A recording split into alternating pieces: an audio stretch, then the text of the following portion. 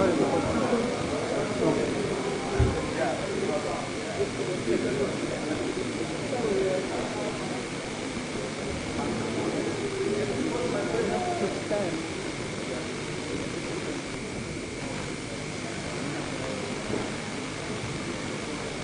bolt up.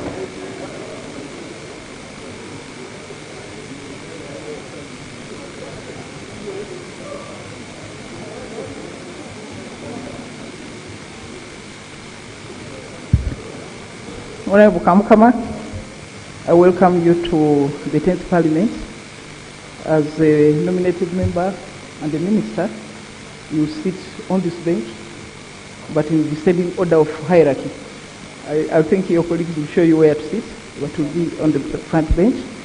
I want to hand over to you a copy of the Uganda Constitution, which you should study to help you in your work, and the rules of procedure. I know that you may be coming in to present a number of issues, but those are the rules which will help you. On this side are the members of the opposition. On the other side are the independents. In between is no man's land. The UPDF and the others sit there. But everybody here is a friend. I just want to say welcome and wish you well.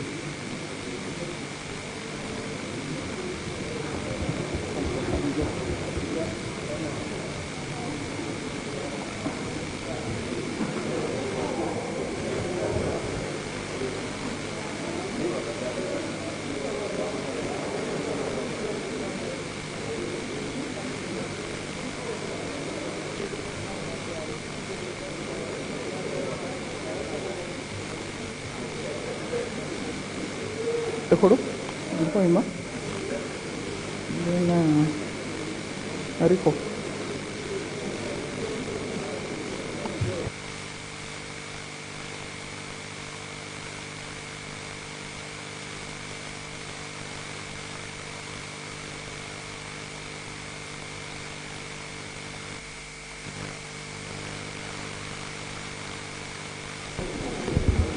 Honour members, we have just welcomed our newest member, but in the public gallery she has been accompanied by a delegation of district leaders and family members from Kazo. And Kazo here is represented by Honorable Gordon Bafaki. They have come to witness the swearing. You're welcome. I think they're here. You're welcome. We also welcome in the public gallery 61 students from Agwata Child Development Center in Dokolo. Where are the children from Agwata? Agwata? Stand up, yes. Oh, okay, you're welcome. Presented by Honorable Paul Amoru and Honorable Silvio Gual. They are very smart. We also have 68 students from Buhamba Child Development Center in Hoima District, presented by Honorable Pius Wakabi and the Honorable Harriet Mujenyi. Where are they? Welcome, welcome. We also have 29 students from Otatai Child Development Center in Soroti, presented by Honorable Abata Rico, Honorable Angelino Sege. Where are the children from Otatai? They're here. Thank you. Honour members, this is Parliament Week, so there will be several delegations from many, many districts. The whole country is here. So we'll be seeing very, very many of the students in this house. Honour members, we do apologize for the late start. There are a lot of activities going on, but as usual, I hope that we shall catch up very, very quickly. Let me now invite the Honorable Abbott Omar. He has a matter of national importance. 2 minutes. Madam Speaker,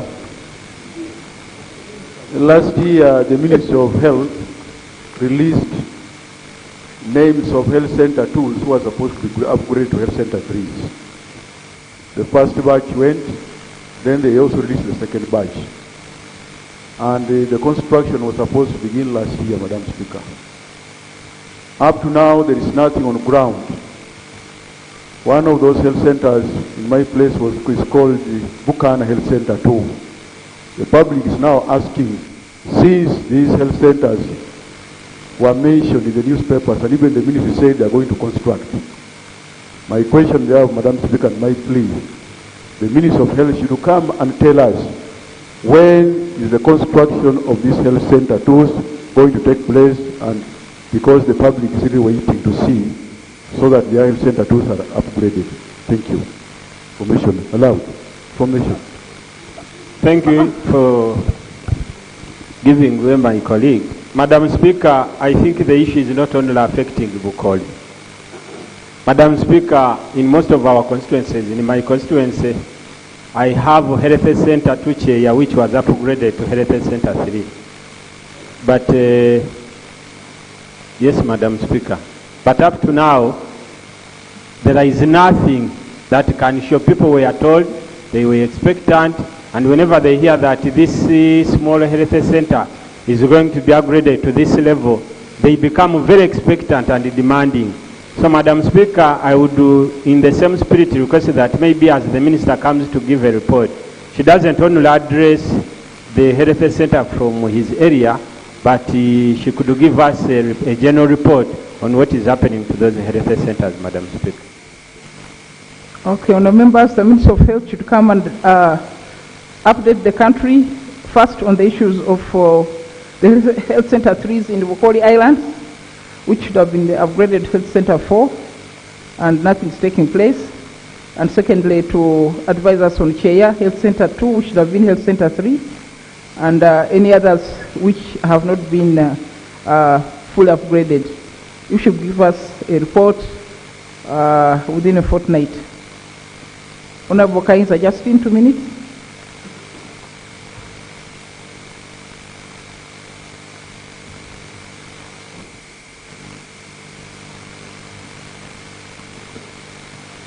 Thank you, Right Honourable Speaker. Madam Speaker, the land transaction process at Kampala City Council and other regional offices like Wakiso, Mukono and Mpigi is alarming and needs urgent attention. There is a breakdown in registration, delay in processing of land titles, and this is affecting businesses and investments in this country because many people use land as collateral. The explanation we are given is that there is an ongoing systems update at the Ministry of Lands, Housing and Urban Development. We would like the Minister to update this House about the progress of this process and assure us that the ongoing system update will improve transactions of land in the different offices countrywide. Thank you. You see the Minister of State for Lands. Are you in a position to say anything on this issue? Mukono and Wakiso. Right, Honourable Speaker and colleagues, it is true, as the Honourable Member has said, we have been upgrading the system to install the new technology that has been going on in other ministerial zone offices. Wakiso, Kampala and Mukono. Wakiso officially reopened yesterday after the installation. Mukono, by the end of this week, they will be done. And I'm sure if the system is fully installed, then... Why don't you allow the minister to finish? Let her finish first. Thank you, Right Honourable. Right Honourable Speaker and colleagues, when we were doing this, we alerted the public because when this process is taking place, no transaction is supposed to be done.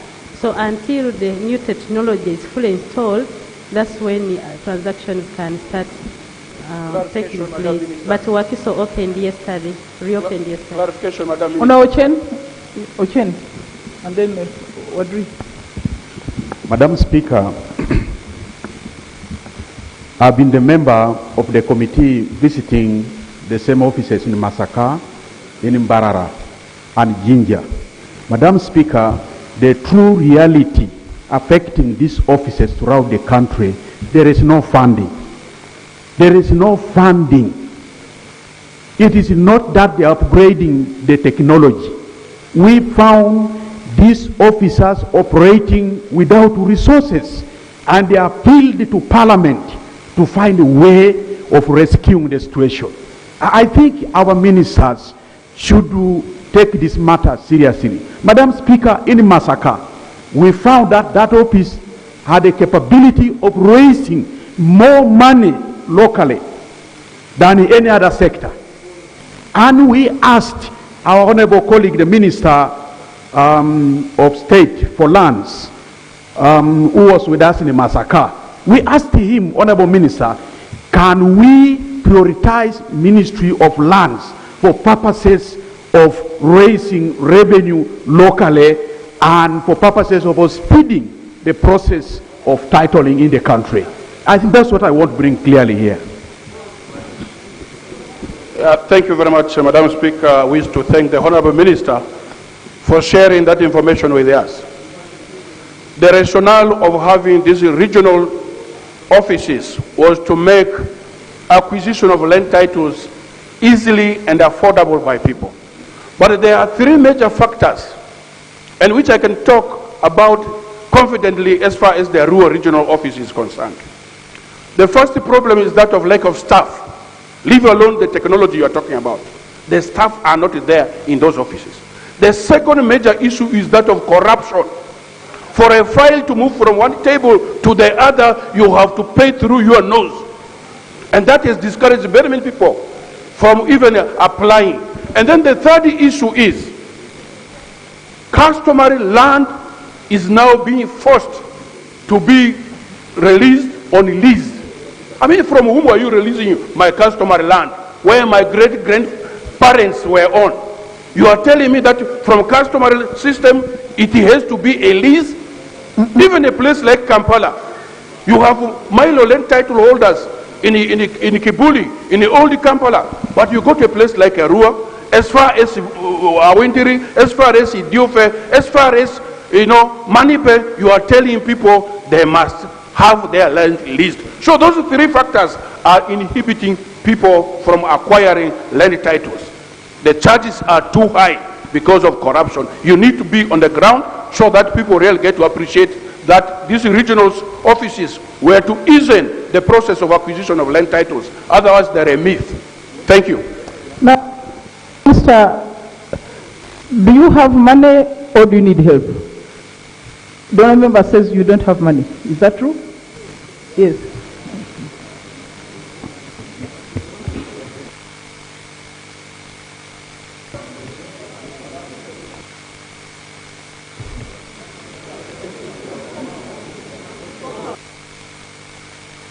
Okay. Thank you, Right Honourable Speaker and colleagues. I appreciate the concerns of colleagues. Right Honourable, it is true that our budget has been small, and when these ministerial zone offices were built. Information, Madam Speaker. Were built. Information.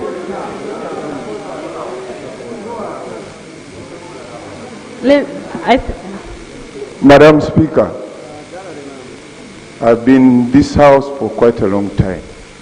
In 2014, when there was a minister of Otafire in that land, this parliament passed a law in 2014 to update all the systems, a new system in the lands. What happened? Maybe we could focus on that, and we know. We bought $5 million. It's there. What happened? If you say that the systems today are not effective, what was the use of that loan? It was brought by the Minister of Finance, and we agreed, the resolution was that because of the corruption and the inefficiencies of systems in the land, all the regions in Uganda, and Parliament pronounced itself, and that loan was that purpose of upgrading the systems. What happened 5 years down the road? Okay, yes, Minister. Thank you, Right Honourable. Right Honourable, I was saying that the MZOs, the new ministerial zone offices, which Honourable stated clearly that it was meant for extending services near to the people, the technology is being installed. But the staffing was to be done by government. It is the technology that has consumed the loan which Honourable Kakoza is talking about. But staffing, we have been engaging the Ministry of Public Service and Finance as well. And that's why, Honourable colleagues and Right Honourable Speaker, you saw that the Ministry has run the first advert of staffing the MZOs, because those MZOs were not there and there were no staff in place. It is true. And the next week, the Ministry is going to run another advert, because it's now that Finance and Public Service have allowed the Ministry of Land to recruit new staff who are going to be in those MZOs. And they have been going through some training, those who have been there at the center, to know how this technology works better. So, Right Honorable and colleagues, it's a problem, it's an open problem, not that it has been deliberate, because there is no way they would recruit staff when the MZOs are not yet in place. The old staff were there, were very few. Given the number of computers they have increased, could not run this. And lastly,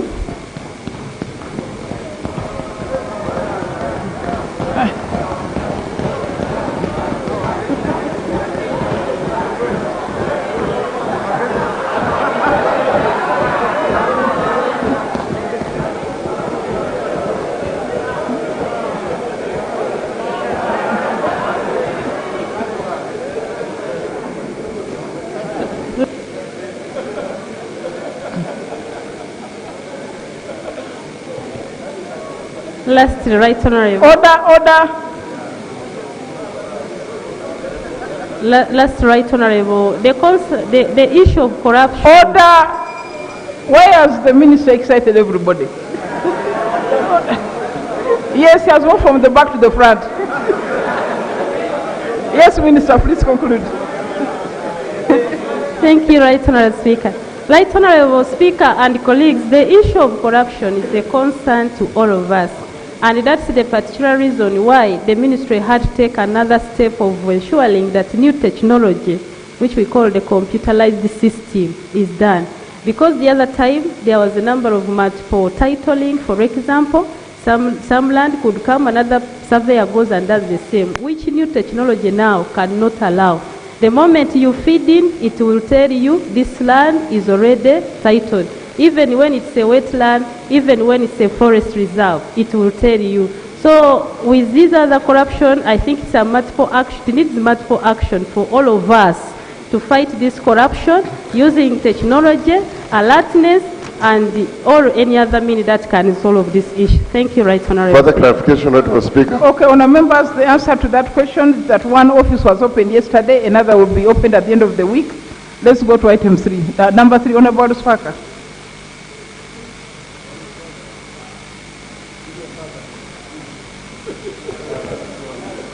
Thank you, Madam Speaker and honourable members. Madam Speaker, the issue of Isimba Dam, I think, is almost reaching the climax. I got information that the contractor is laying down tools, Madam Speaker, on Friday. Reason is that Minister of Finance and the Minister of Energy had promised, after the alarm we raised in Parliament, that continue, even get a subcontractor, we shall pay you shortly. But up to now, the contractor has not received any money from the Ministry of Finance or Ministry of Energy. And the rumors are circulating, Madam Speaker, that now, we get information, honourable members, you be there and the voter calls you. That they are worried that maybe because the Minister of Energy was another Minister of Energy, is the one who coming in, they say now they are not getting their money. My prayers, they said that maybe the other minister, we don't know. So, Madam Speaker, the good thing, the Minister of Local Government is here. He can even call the LOC 5 and RDC of Kayunga and Kamuri. So, my request to government, Madam Speaker, before the contractor lays down the tools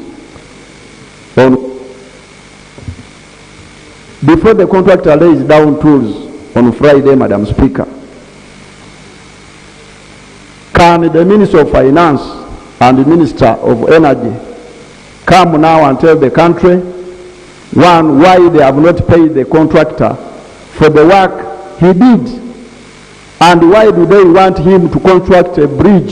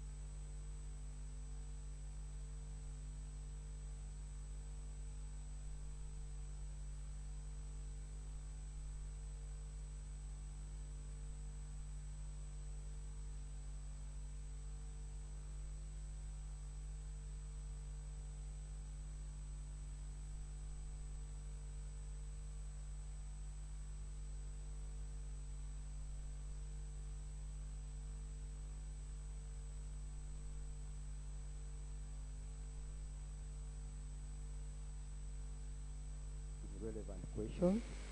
We hope to report back to this House as soon as possible. Thank you so much. But in the meantime, the Minister of Finance will address us tomorrow on this issue. Thank you. Honorable Anthony Okello, 2 minutes.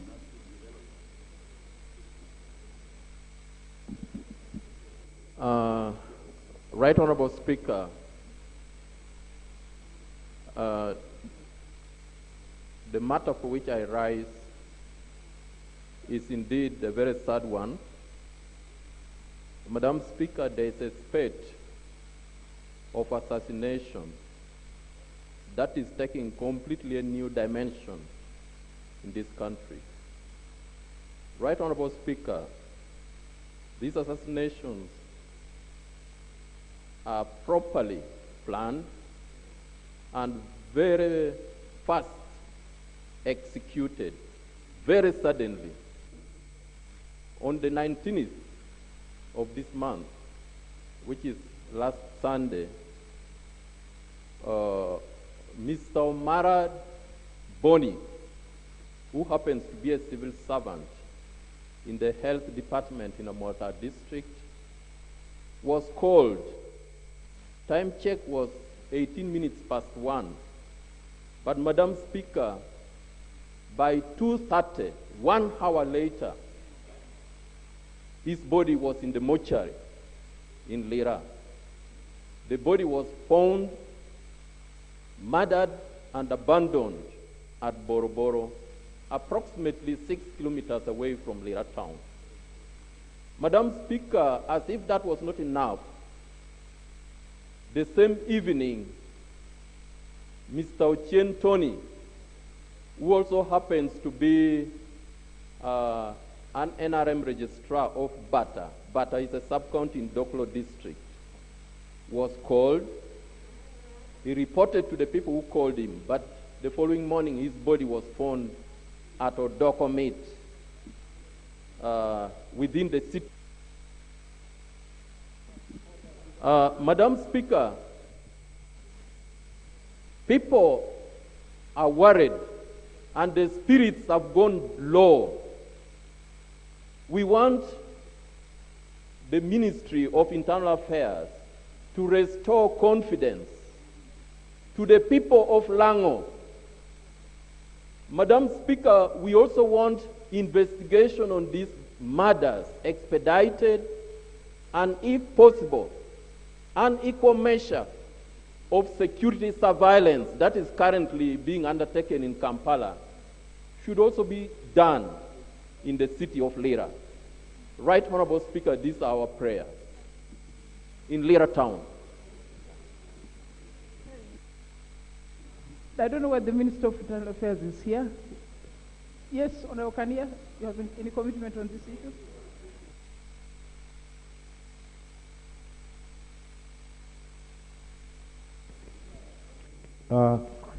Right Honorable Speaker,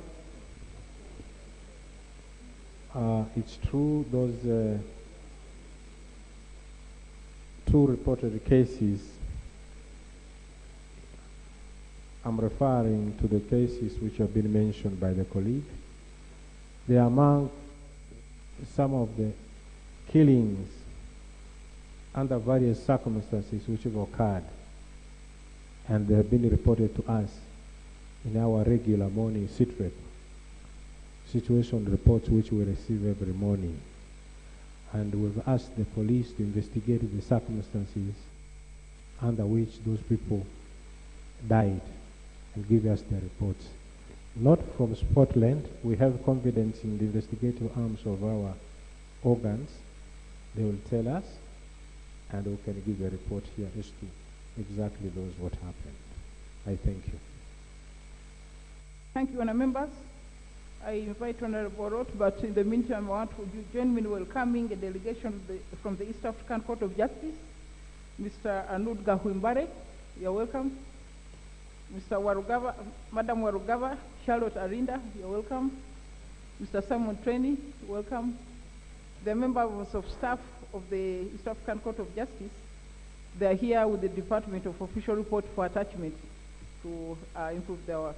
Thank you. Honorable Ismail Roth, 2 minutes. Thank you, Honorable Right Speaker. The national issue of importance that I'm raising is concerning the Kadami Community Hospital that was started by the community in 2006. Now, when the President, His Excellency Yoweri Kaguta Museveni came in the 2011 campaign, the information reached him. He pledged to complete the hospital. The challenge here, Madam Speaker, is that from Kadami to Ngora, which is an NGO hospital called Fredka, is 14 kilometers. And then from Kadami again to Mukongoro, Health Center 3, which is for government, is 9 kilometers. And we have had so far, last year alone, 3 maternal deaths. Women failed to give birth as they were being rushed to Ngora and other areas. And above all, the national medical stores had started giving that health center, that hospital, medicine. So the medicine came twice, and returned because it's incomplete. Therefore, my prayer is the government has done a lot for the community of Kumi and of Kanyumu County in particular. I therefore pray that let the president be reminded to complete this health center, this community hospital, to save the lives of many people who are suffering. Thank you, Madam Speaker. Honourable members, I want to confirm that I visited the Kadama Community Hospital in Kumi. There's a very, very big structure. It just needs completion. And I've informed the Minister of Health about it. So he should be assisted. I think the Minister of Health should come and tell us what they plan to do about the structure. We'll give you one fortnight. Honorable Kajinda, 2 minutes. Thank you, Right Honorable Speaker. Right Honorable Speaker, I raise a matter of national importance about the safety of Ugandans working as security guards in Iraq. Madam Speaker, in the year 2003, there were 6,000 Ugandans providing security in Iraq. And right now, Right Honorable Speaker, the number is unknown.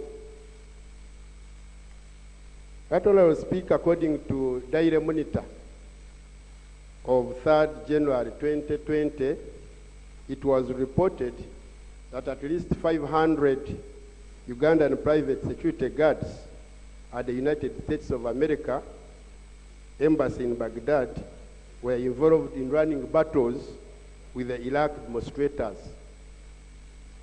Right Honorable Speaker, not only that, on 29th December 2019, there were also a series of protests, and many Ugandans were involved, those who are guarding there.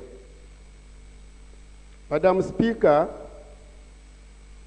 as a member of parliament concerned, because I have my constituents who are there from Lukunjiri. Please, he has not told us. Yes. Let him give us Thank his you. prayers, I want the government, my prayers, I want the government of Uganda to inform us about the safety of Ugandans who are there and how many are they. Because right now, as I'm speaking, Madam Speaker, we don't know the number of the security guards working there. 2, what plans does the government have to evacuate those security guards who are working there? Because the situation there in Iraq is not good to our Ugandans. Thank you. It's a complicated one. I don't know who can account for this. Minister of Gender? Is the Minister of Gender here? Yes, Honorable Minister of Gender, the export of labor falls under your docket. So the honourable members want answers about numbers and then the safety of the security guards working in Iraq. I thank you very much, Right Honourable Speaker.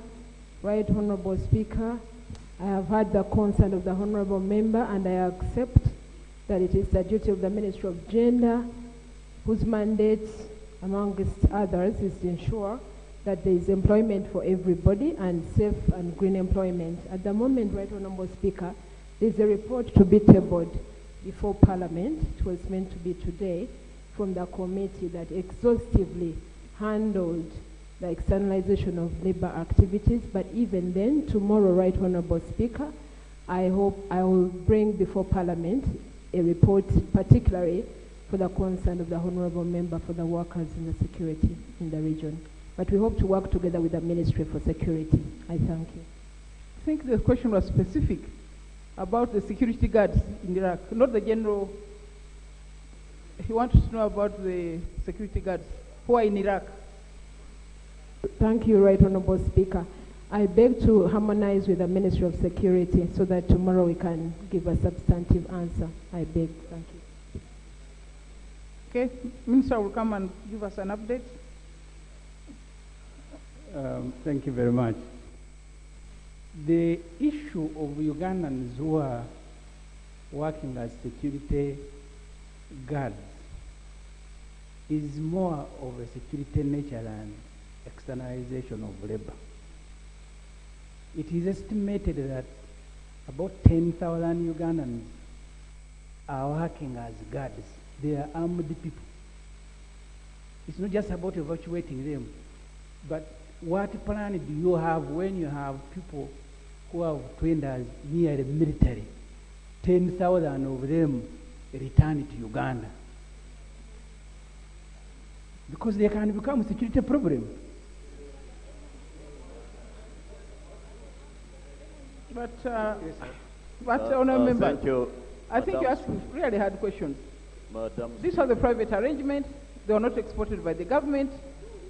I don't know how you can ask now the government to give you a plan of how they will come back and how they will be managed.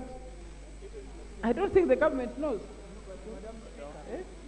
Madam Speaker, what the other countries have done is try to extract every information that they can get at ports of entry, even going into Iraq to find out how many of their people are employed as security guards. Because when they begin returning at the end, say, of the American presence in Iraq, you have another army that will descend on Uganda, and you have not planned for it. Then you will have the same stories that we have had here of people being shot, armed robbery. Yes, I'll take the information. Thank you very much for giving way. Actually, when we've been told that even the Americans have been recruiting our guards to guard on their bases. So even when we heard about Iran attack of those bases, I think this is something really more of security. So it would be prudent for us really to get clear information on the plight of these Ugandan guards.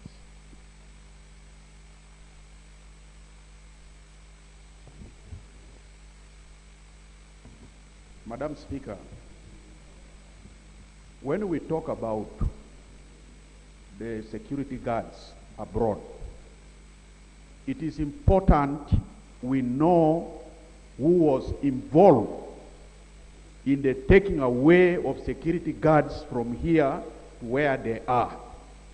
And those respective firms, to begin with, should be tasked to come on the floor of Parliament here in Uganda. Madam Speaker, honorable members, I have lost two of my sons in Afghanistan. They were recruited in Intinda by the companies in Uganda and deployed by Americans in Afghanistan.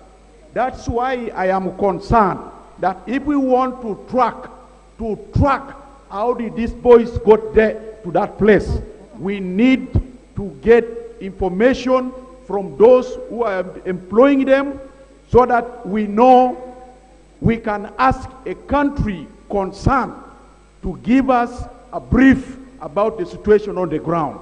But if we leave it down here, we will not be able to get the true picture about the Ugandan sons and daughters abroad. No, honour members, really I think you are going to be unfair to the government. First of all, these people went to work. They signed contracts. No one sent them. No, the government didn't send them. You know, I think let's concentrate on the safety of the Ugandan guards in Iraq, which the minister is going to answer. Then if you need other information, you can come back and ask a question properly, what you really want. You can't have a census just... Information, Madam Speaker. Information from the gender... Thank you, Honorable Speaker. Madam Speaker, it is very sad to notice that Ugandans can be recruited privately and also deployed without the concern of the government. In other countries, like the Philippines, it is the government that follows from the time of recruitment, even vetting of the companies. When its citizens are taken abroad, it will also make sure that it follows them. But how do we really leave our citizens to the hands of private companies? And some of these companies are owned by top people in government. Who take these people? Madam Speaker, I interacted with the Ugandans who are in China. Some of them even said there are people who recruit Ugandans here, ask from them like 18 million, give them contacts that they will get when they reach either in these countries. When they reach there, those numbers don't exist. So this is a serious issue that government should own. It can never be taken up by individual companies. So my procedural issue is, will it not be procedurally right for government to come here, give a report on all these people, including the companies, as demanded by my colleague, Madam Speaker? Honourable members, the export of labor in the Philippines is an official activity of the government. Totally government, it's not private. That's why even when they are returning, they have their own queue at the airport. They have a special queue. They don't queue with everybody. It's government. Yes, it's different from here. So, Honourable Minister, you'll give us answers about the safety of the people who are in Iraq. Let's go to item 7, number 7, Honourable Robina Sentongo, 2 minutes.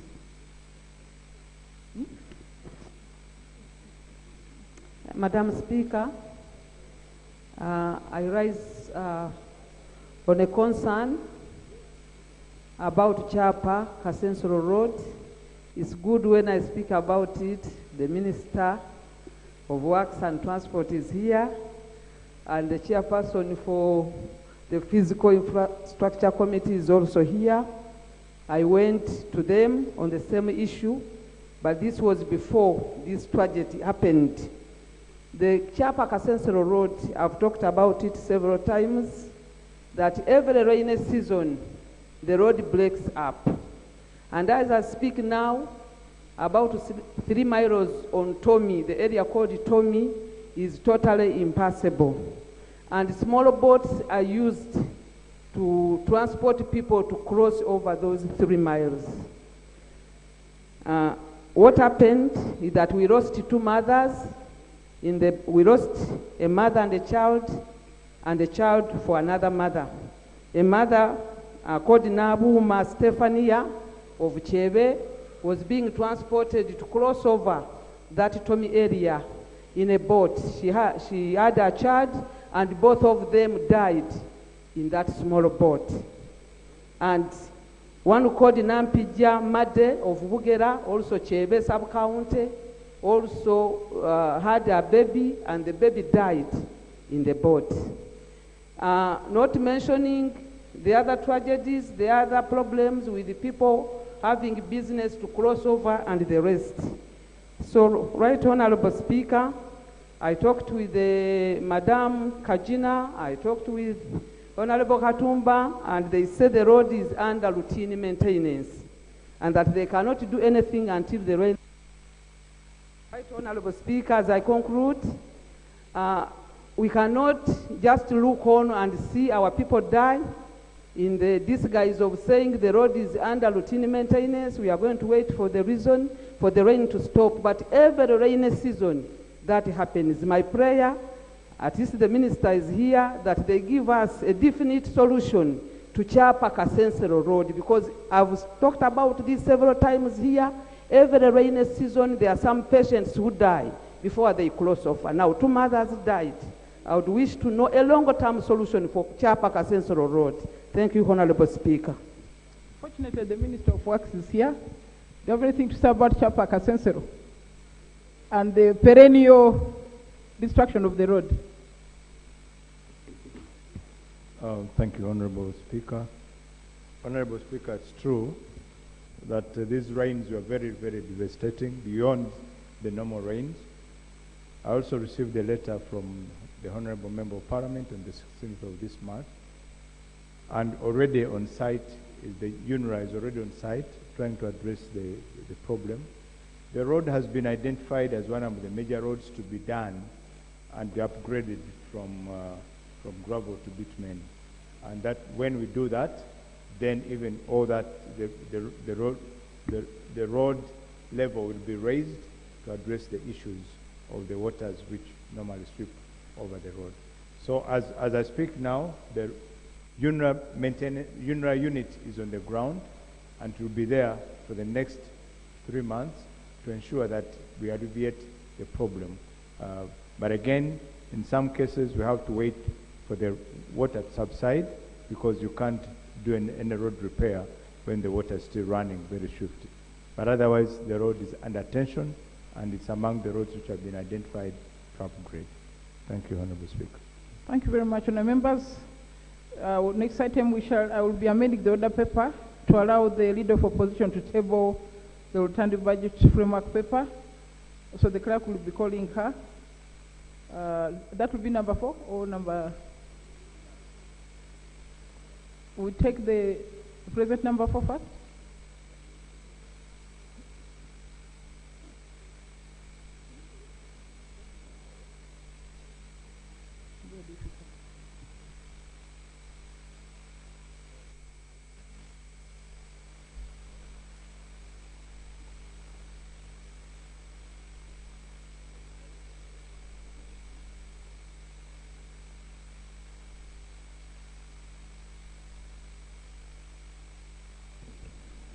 Item number 4, statement by ministers. 4A, Minister of Finance, Planning and Economic Development. Honourable Minister, first 4A.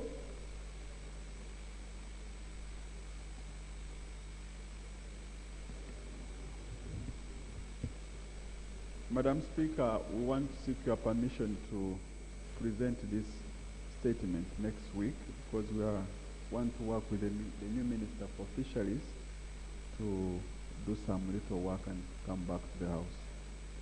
That to be presented Tuesday, Wednesday? Tuesday next week. Tuesday next week. Okay, 4B. Item 4B, Minister of Defense and Veteran Affairs. Honourable Okello.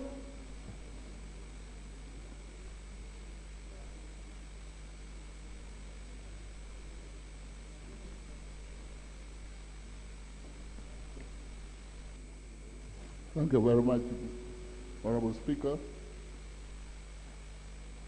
Honourable Speaker, first of all, I want to thank you for the ruling you made that day for the withdrawal of the troops from the water. However, the statements are not yet ready now because I'm making consultations on preparing to remove them. And good enough, now we have the Minister of Fisheries, who should also come up to us, giving us a report on how the fish is now, so that when we are leaving, we leave when things are okay for the nation. So I request for Saturdays, sir. So you are saying that you have defied the resolution of this House? You have defied the resolution of this House? That's what you are saying? Madam what I'm saying, I'm requesting for 30 days Madam, to come up with a good statement on withdrawal of soldiers. You know, withdrawing of soldiers is not something which you can do it in a day or two. It needs preparations, needs planning. Order, Madam Speaker. Honourable Speaker. Order. Madam. Order. Thank you, Madam Speaker. Madam Speaker, I am surprised at the Minister starting by thanking you for the resolution that you made that day, which they have defied. Madam Speaker, I spoke to the same Minister just before Christmas, informing him that the UPDF were still doing the operations despite the ruling by the Parliament of Uganda, despite the directive by Parliament of Uganda. Madam Speaker, as I speak now, In total, since November to January 2020, 25 vehicles have been impounded of fish from a market in Pakwach district. And this is a town council that so far does not receive any grant from the central government. We are depending on the market dues to deliver services to our people. These vehicles have never been returned. The women borrowed the money. Some are young mothers. And Madam Speaker, it is really so disheartening for our people of Pakwach, Arua, wherever call it. The market is at the verge of collapse because the people from Congo are trying to shift the market to the other side of Congo. Now, if Madam Speaker, yes, thank you. I'll take Yes, it. Madam Speaker, thank you for giving me way. Madam Speaker, we made a recommendation as a parliament, and the minister is here with us. The very day we made that recommendation, we knew it was not a directive, but we made a recommendation. But my worry is, and I want the minister to answer, that immediately that recommendation was made, those commanders also came up to make their what? Statements. And the first statement was that we are not about to go. Parliament has no powers to make us leave the waters. Now, when the Parliament, which is an organization here, an institution that should be respected, I thought, and I want to ask the minister, where do these people get the authority to demean Parliament? You demean them, you say Parliament has no authority over you. No. The other time they were in Jinja, they went over the radios, they were talking, demeaning Parliament. I want you to tell us, where are you the spokesperson or they are the spokesperson? Because it is becoming a problem. Yesterday we were talking about assassination threats. Some of us from the lakes, people are now saying you cannot move because you are talking about us. Do you have powers over these people, or they have powers over you? Information is granted. Information, right, Madam Speaker. Madam Speaker. You have grabbed the water putting for Napachuto? It was an Napachuto's turn. Thank you, Madam Speaker. During the Christmas holiday, I was with the people of Pakwach, particularly Panyimur. And this is what they are saying, Madam Speaker. One, they thanked you for your good ruling.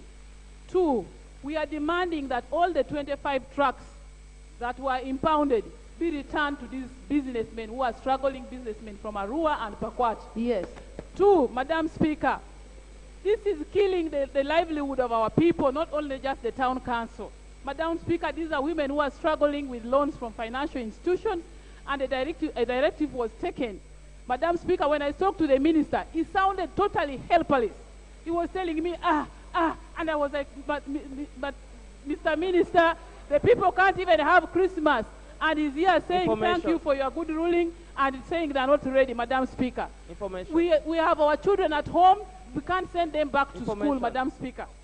Something must be done, and we demand for immediate sensitization of the fishmongers, because these women buy from the market. They don't know the sizes from the water. If the UPDF want to continue the operation, let them stop the young fish not to be removed from the water by being at the landing side, not going to attack our people on the roadside. And these Pakwach do not have rich businessmen. We have few people who can afford to have trucks. 25 of them impounded is too much for us. Madam Speaker, I thank you. Information. Procedure, Madam Speaker. Thank you very much, Right Honorable Speaker. Procedure. Right Honorable Speaker, the minister has defied this parliament in two ways. One, he was supposed to have come with a statement. He has not come with one. Two, he was supposed to have implemented the decision of this parliament. It is clear that has not done it. A minister is a representative of government. Parliament sits every day, come up with decisions for the executive to implement. It is now very clear, Right Honorable Speaker, that the executive is not willing, is in defiance of the decisions of this parliament. My procedural matter, Right Honorable Speaker, is whether we should not suspend this sitting until when government commits itself to implementing decisions made by this very parliament. Thank you. Madam Speaker. Madam Speaker. Thank you very much, Madam Speaker. Yes, Honorable. Thank you very much, Madam Speaker. Madam Speaker, I genuinely respect the decision which was taken by this August House. At the same time, Madam Speaker, we have never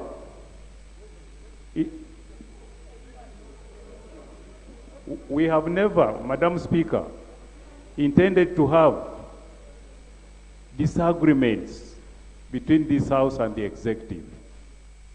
Madam Speaker, I would be very grateful if this House would agree with me that we endorse you and we give you ammunitions on all these issues, and you go and discuss this thing with the President. The two of you.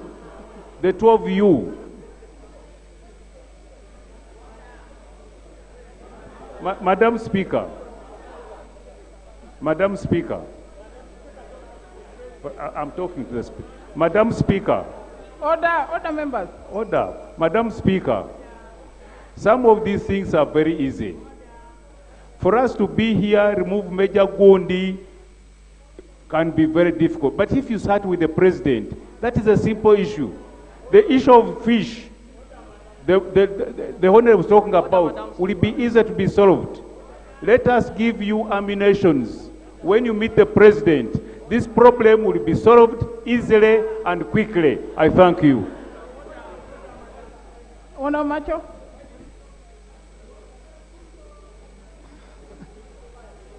Madam Speaker,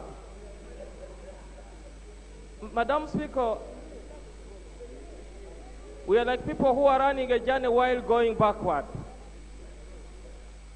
Madam Speaker, we are like people who are running a journey while moving backward, because I believe the decision of Parliament might have been communicated to the executive, which is chaired by the Commander-in-Chief.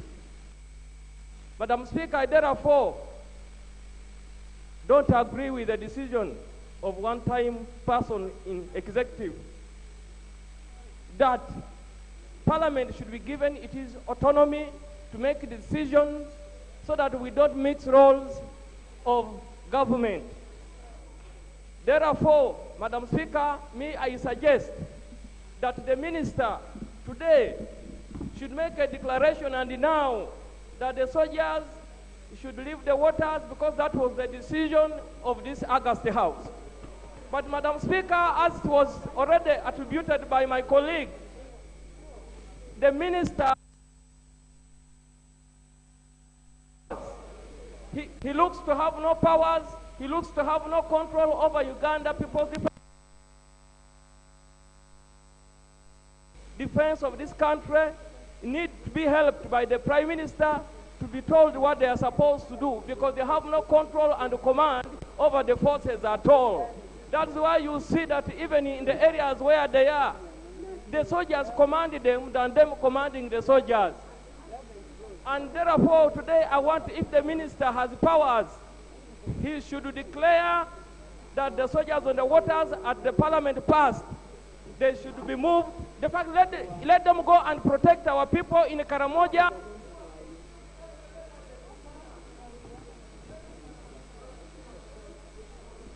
Procedure. Madam Speaker.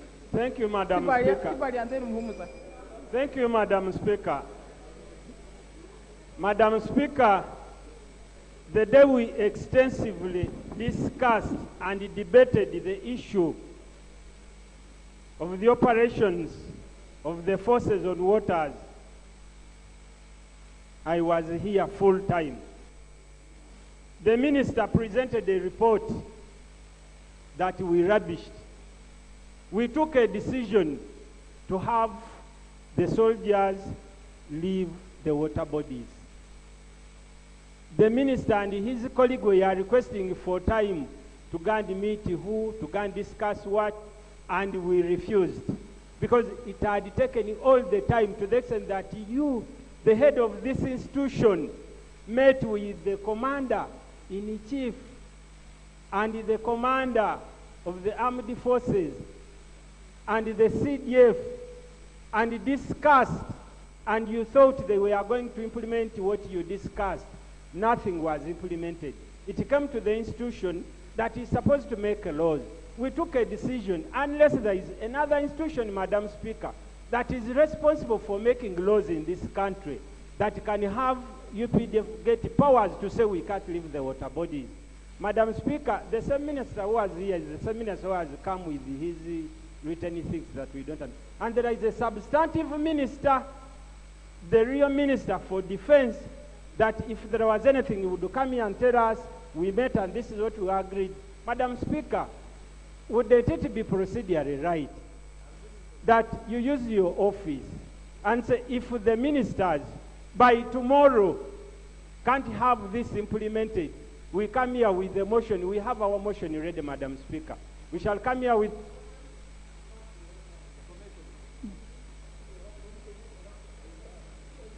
procedure, Madam Speaker. Additional procedure, Madam Speaker.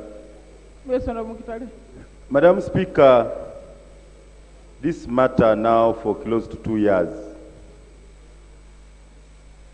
gives an impression of uncoordinated troop movements. In the debate last time, Madam Speaker, I remember you gave 2 rulings, one of which was to the effect that Parliament takes a decision that the army is withdrawn from the fisheries sector. The second one, which I think is not coming out clearly, you had also guided, Madam Speaker, to the best of my recollection, that the Commander-in-Chief, the Constitutional Minister of Defense, because what you are calling substantive is actually delegated function. Defense, foreign policy, as far as I know, and finance, the President remains the Minister. The President was expected at the beginning of the year, because the concern then was we are going for Christmas, that when we come back, the Commander-in-Chief, His Excellency the President, finds time to come and address Parliament. The way he addressed, you referred to the time he addressed us on the security matters. That matter, we are not discussing it. Because he is the one who deployed. And I would like to plead with colleagues, we don't have, it is an executive function, I say President, to deploy the army. I want to repeat, it is a presidential prerogative to deploy the army. We can only order army out if we are saying, by choice, we are saying. Order, Madam Speaker. I'm on procedure.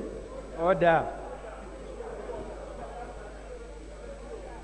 Madam Speaker, I want to continue. Madam Speaker, the point of order I am raising. The army is not an army of the president.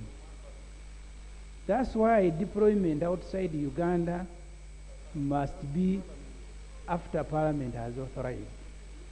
If we say it is a prerogative of the president to deploy the army, as if we are talking about Shama boys, the army can only be deployed in accordance with the law, not with the wishes of someone who is holding an office.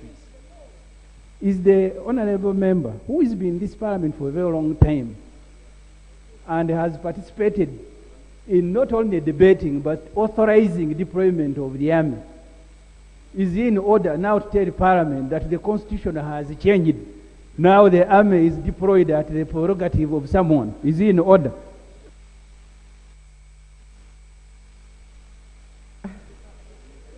I think he had forgotten the powers of parliament. Procedure.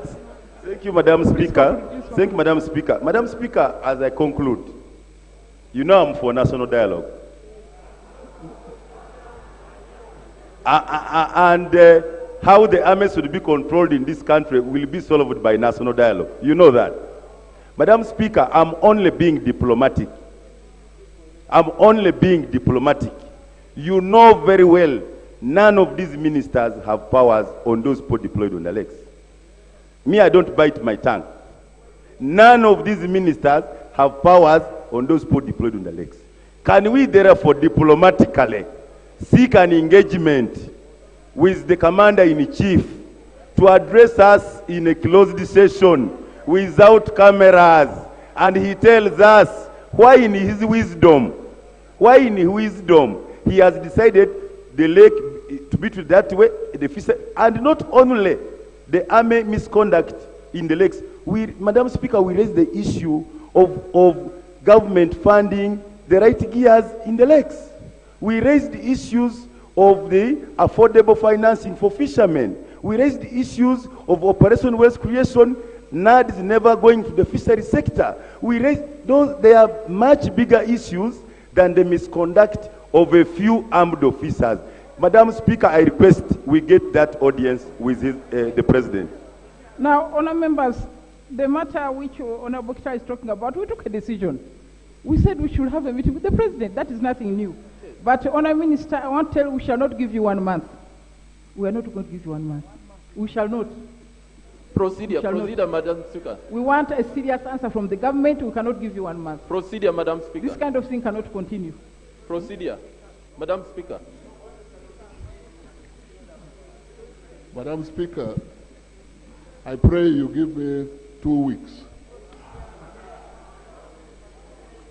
Can I, there is someone called the leader of government business. Can I direct the Prime Minister to come and address this House on this issue?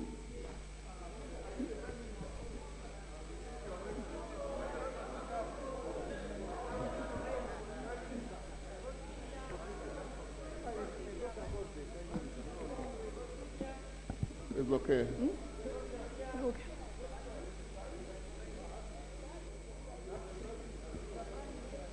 Madam Speaker and honorable colleagues, a resolution of Parliament was made by this House, and it's a serious resolution. A deployment was made by the Commander-in-Chief. I do agree, and we are going to make sure that the head of government business in the Parliament comes here on Tuesday to make a final statement regarding this matter on Tuesday. Thank you.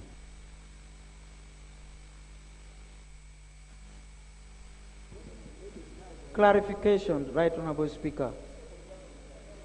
Right Honourable Speaker,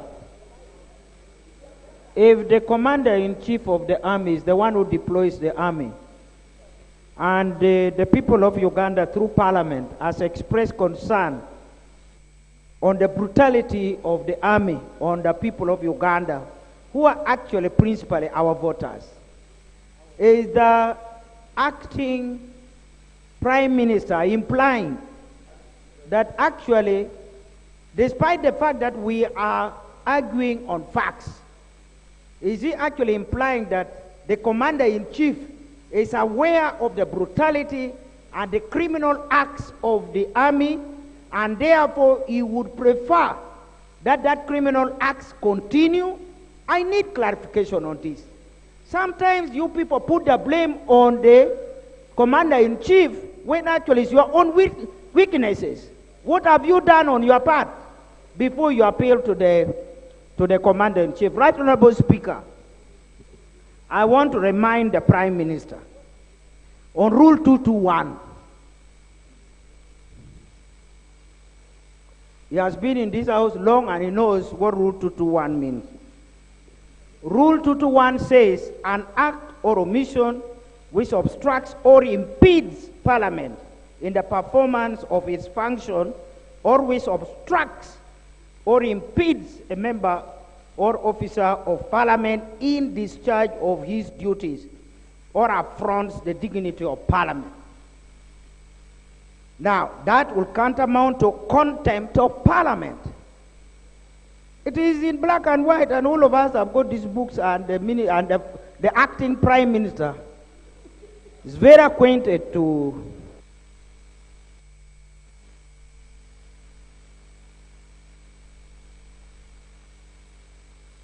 Honourable members, we have already decided that the Prime Minister should come here on Tuesday and address this House and the country on this issue. We've talked long enough. I don't want to believe that the Commander-in-Chief doesn't know. He knows. He knows. Yes. Madam Speaker, this is a test parliament. This parliament has a duty to defend its territory. The reason we are being held in contempt is because we are not exercising all the powers that we have. You have a lead of government business, the Prime Minister. He is not here. All his deputies are not here. And the junior minister in finance is the one now heading and struggling. Because we approved you as a state minister. On the point of order.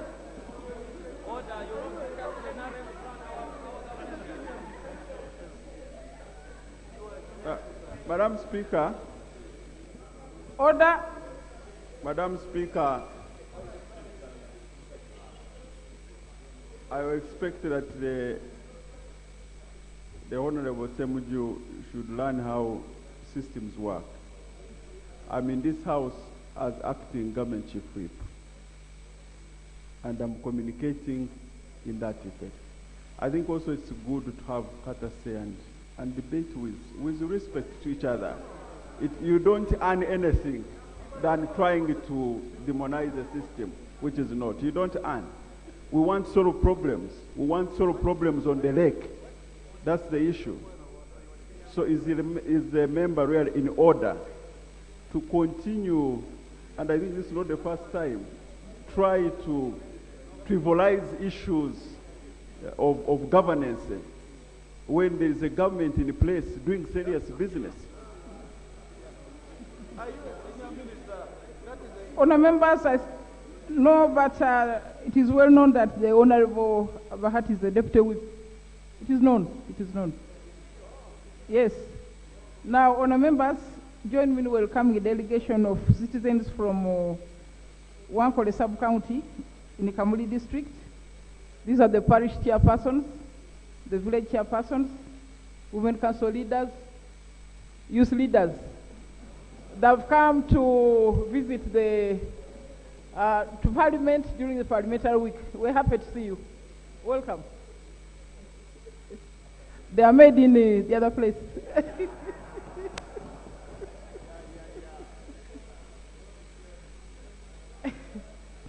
For item number 4C. 4C. Madam Speaker, procedure. 4C. Procedure, Madam Speaker, procedure. Item 4C. Procedure, Madam Speaker. Thank you very much, Madam Speaker. 4C. Yeah, Madam Speaker, just a small procedure issue. Madam Speaker, in the civil service, procedure, Madam Speaker. Just sit down, you're right. Okay, sit a bit. In the civil service or public service, somebody can only delegate to the next senior. And I'm sure even in the government, where there's a cabinet, there must be a senior. That's the procedure I'm asking, Madam Speaker. I have seen the chart of leadership. How it says the president number one, vice then whatever. And I've seen it saying a cabinet minister is above a minister of what? Of state. The procedure, Madam Speaker, if we don't want, I think we must also enforce. I have seen on the front bench, there are cabinet ministers and state ministers. For example, Betty Kamya is a cabinet minister, and she knows. And others, the position I'm raising, Madam Speaker, is it in cabinet? Is it in cabinet? Where? Is it in cabinet? Madam Speaker, there is a certain funny lady making a noise here, as if she is not supposed to know that she is a minister. Maybe we help her. But, please. Madam Speaker,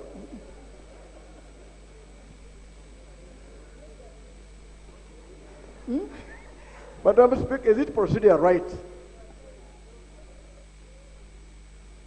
I'll crush you. Madam, is it in order that is a Minister of State? It says a Minister of State is the one who takes up the responsibility of a Prime Minister, yet in the House there's a full cabinet ministers sitting who should have really taken charge. Or is it that there are some state ministers who are just by the name of state, but they are above cabinet ministers? When you see the Prime Minister, ask him to answer that question. 4C.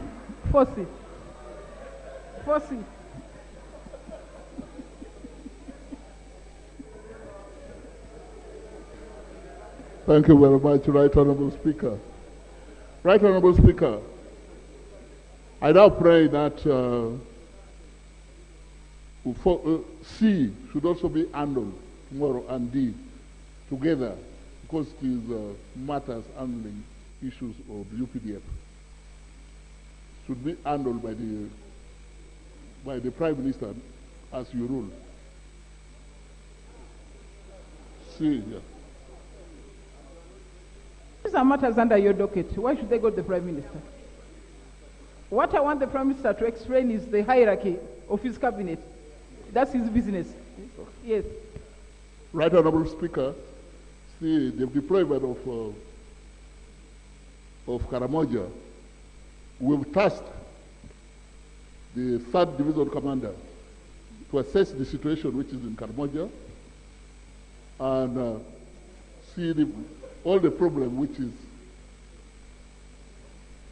prevailing in Karamoja, and he gives us a report, then I bring the statement, Right Honorable Speaker, on Tuesday.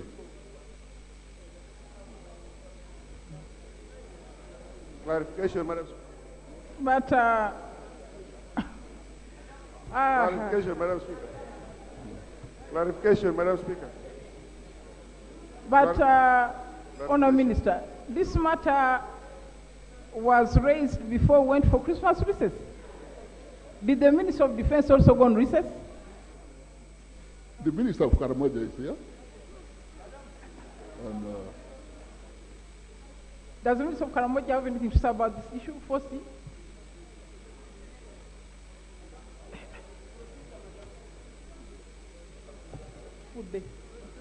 Thank you, Madam Speaker. Madam Speaker, I've asked the Minister for Karamoja too. I don't, it's for them both.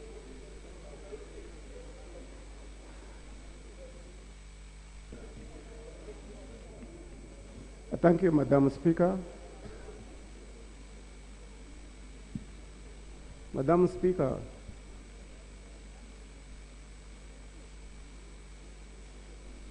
the question was raised in this House concerning the cattle raids and thefts in the Karamoja sub-region and the demise of the LC3 chairperson, Rupa Sub-County, Mr. Dan Rahomo, who was gunned down in the barracks. Madam Speaker, maybe I will break it down. First, I talk about the demise of our LC3 chairperson, Mr. Aporodan. This, of course, is a regrettable incident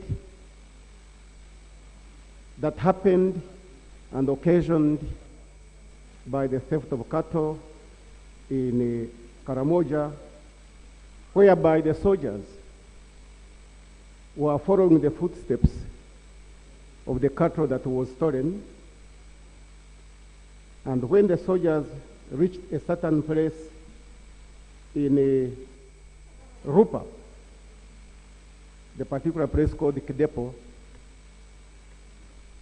the population, of course, resisted the usual practice of the soldiers of rounding up the cattle, taking it to barracks, then call the people to scrutinize the cattle that belongs to them and which that don't belong to them. Just a point of procedure. Thank you, Madam Speaker. Madam Speaker, according to the order paper, you had guided that the Minister of Defense and Veteran Affairs should handle the matter. And later, Madam Speaker, would have not had any problem with the Minister for Karamoja Affairs making a comment. And I've tried to watch him. He's trying to swing around a paper purported to be looking like a report, but it's actually a copy of the order paper. Madam Speaker, according to how he is stating, and because even according to the sensitivity of the matter, Madam Speaker, are we proceeding right? The real minister seemed not to be informed, as if he has just heard the matter. The other minister who has come in to rescue is actually posing around with the order paper. Are we proceeding right, Madam Speaker, in light of the sensitivity of this matter? Okay, let him read. The report is ready. Honour Minister, do you actually have a statement? Do you have a statement? Madam Speaker, first and foremost, when I answer the question, I must consult the question itself.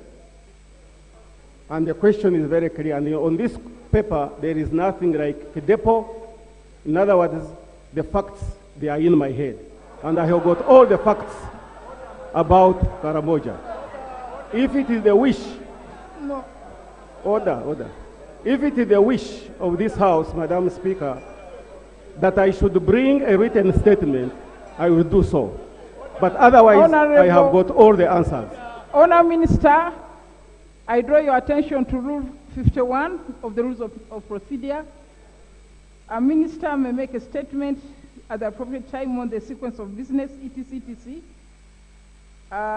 Statements should be actually in writing. You should have sent it to us to upload to the members.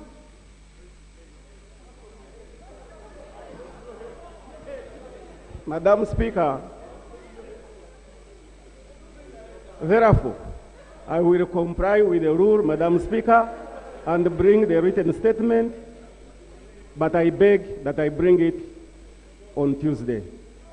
I thank you, Madam Speaker. Because, Madam Speaker, I have got the reasons why. Because this question, I think, went to the Minister of Defense, didn't come to the OPM, Minister of, to OPM's office, and I learned of it this morning when I was in the committee of the Presidential Affairs, that this question is coming on the floor of Parliament today. Information. But I'm ready to give all the facts about this matter in writing on Tuesday, Madam Speaker. I beg.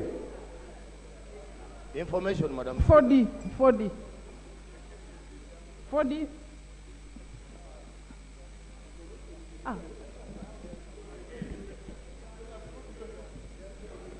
Thank you very much, Right Honourable Speaker. Right Honourable Speaker, a board of inquiry which was constituted on this matter. Honour Minister, what is your statement? Where is your statement? I don't have the statement here now, but because the board of inquiry has not yet finished their work, Honourable Speaker. Order. Even that should have been written down and sent to the members. Order, Madam Speaker. You are not taking this House seriously. Right, Honourable Speaker. You're not taking this house seriously. Right, Honorable Speaker, I'm waiting for the Board of Inquiry Madam Speaker. to come up with a report, then I lay it. Order, Madam Speaker. Order. Honor members, there is something called Article 118.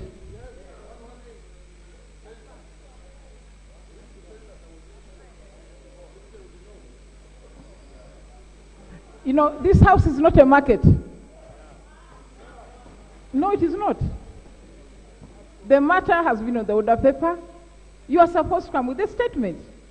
You are supposed to send it early to the clerk to distribute to the members before you come.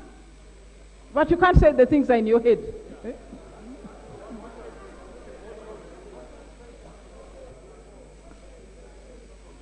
Honorable Speaker, the Board of Inquiry is going on. Honor Minister, take your seat. Take your seat, please. Take your seat. Take your seat.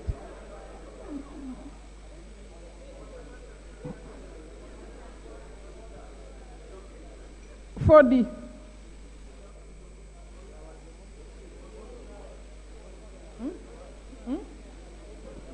Right Honorable Speaker, Madam Speaker, I'm raising on a point of order on the Minister of State Defense. Madam Speaker, on the 19th of December 2019, we had a commitment by the Minister of State for Defense on the floor of this Parliament to the effect, and I want to read verbatim from the answer. The Minister stated that what we have to do now is to first bring back the culprit to police, then arrest even those who went and picked the culprit from police and also bring them to book. Right Honorable Speaker, he continued to say, if it is true that they removed the culprit from police by force, then they should also be arrested. I will report back to Parliament. No, information. Madam Speaker, these are the records of what the Minister of Defense stated. Today, the Minister is talking about a board of inquiry, a complete separate subject matter from what he committed to this august house.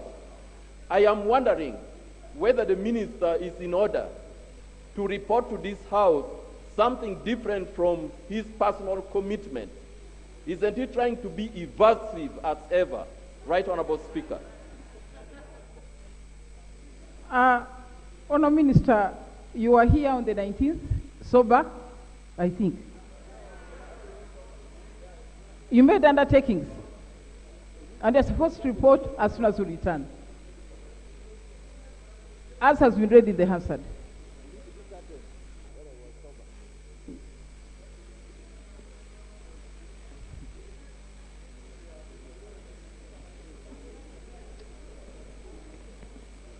Right Honorable Speaker,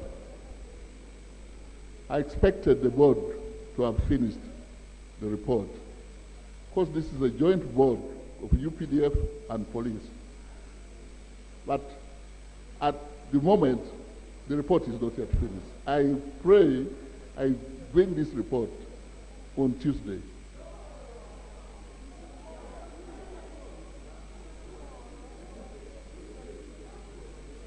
Because I know by Tuesday, the board will have finished the report. What is the board doing? What's the board doing? Tell us. The board is making inquiries. Clarification, Madam Speaker. Inquiries on what? Inquiring on what happened. Clarification, Madam Speaker. Thank you, Madam Speaker. Madam Speaker. Madam Speaker. Madam Speaker, in every district, we have the RDCs. In every district, we have the DSOS office. We have the police. What kind of inquiry is the minister talking about? Is it trying to tell us that the office of the RDCs, the DSOS, and the police is not working in those districts? What is he telling us? Madam Speaker, this is a criminal matter. Right Honorable Speaker, the matter before this Parliament is a criminal matter. And we have systems of government that deals with criminal matters. I am surprised that the minister is telling us about the board to handle a criminal matter. I am extremely surprised, Madam Speaker. What is the board for?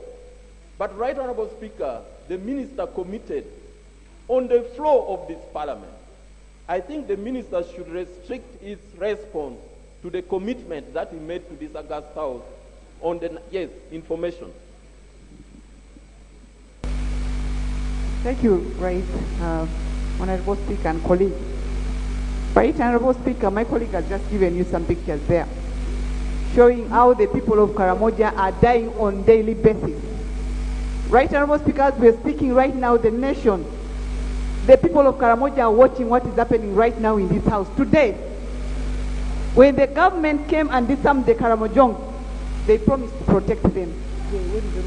From December the 19th, when the minister promised to come and help us and bring up to the report into this house, up to today, we have lost so many lives, we have lost so many properties, and people are dying. It is so painful to be seated here when there is no report up to today, and we are coming to the end of January.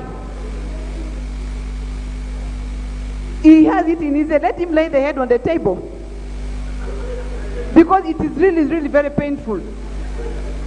We are lacking information, and this kind of information and this kind of pictures we have just given you, Right Honorable Speaker, it is true. This is happening daily. People are dying on daily basis. Even the other day, they shot one of our members of parliament on an ambush. Thank you. Thank you very much, Honorable colleague, for the information. Very important information. I just wish to call upon the minister to honor information. Yes, please. Right Honorable Speaker, when you see we are here on 19, not even a single day that the minister, neither the Minister of State, have bothered to go to Karamoja. They are just seated here in Kampala. That's why they cannot come up with the report. Order.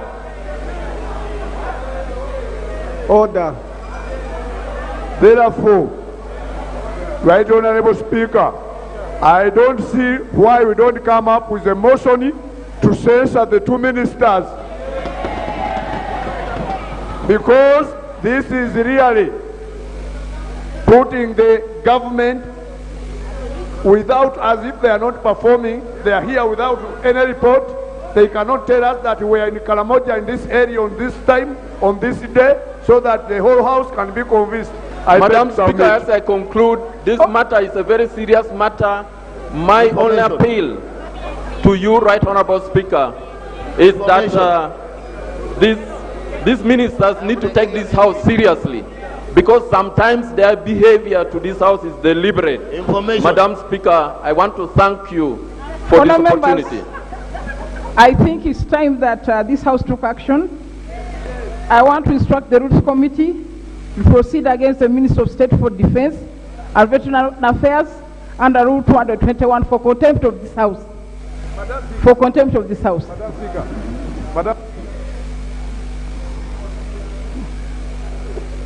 Item 5. Item number 5. Item 5. Laying of papers.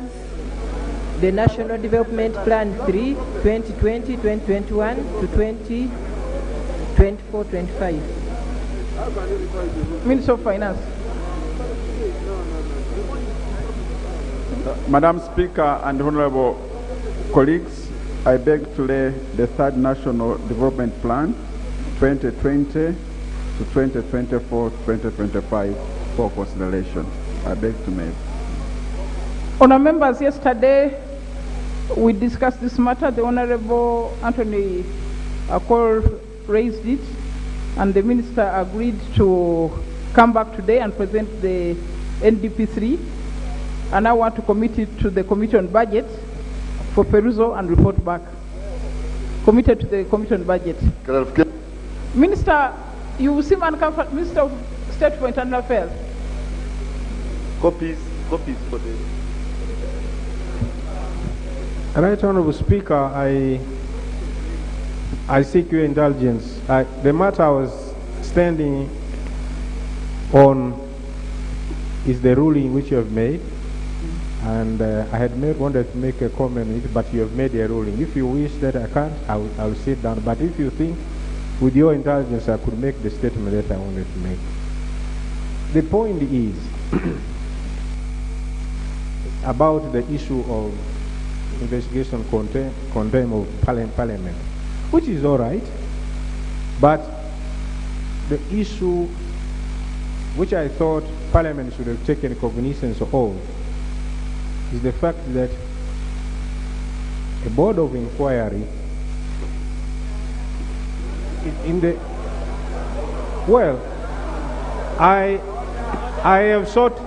I've sought the permission of the speaker, and none of you is a speaker. None of you is a speaker. You have not appointed yourselves. Order. I am not sitting down. Order. I'm waiting from the speaker. Order. Not from you, from the speaker. Order. I am waiting. I will only respond from the speaker, Madam not Speaker, from you. the point of order I am raising. Okay, just wait a bit. Okay. You called the Minister of Defense to read and present a statement to Parliament on whether he has implemented the resolution of Parliament on suspending operations of UPDF in the fishing sector. The Minister stood here, looked in all sides, he said, Karamoja, help me. Karamoja stood, he was waving order paper. Now, the same Minister of Defense, another one responsible for internal affairs, is shooting up. Can I make a comment? The Speaker said this Parliament is not a market. So the procedural issue I am raising, Madam Speaker, is where the Minister of State for Internal Affairs is in order to turn this Parliament into a market. It's not. Now, honour members, you recall when this matter was raised, there was an allegation that the culprit had been taken to the police station.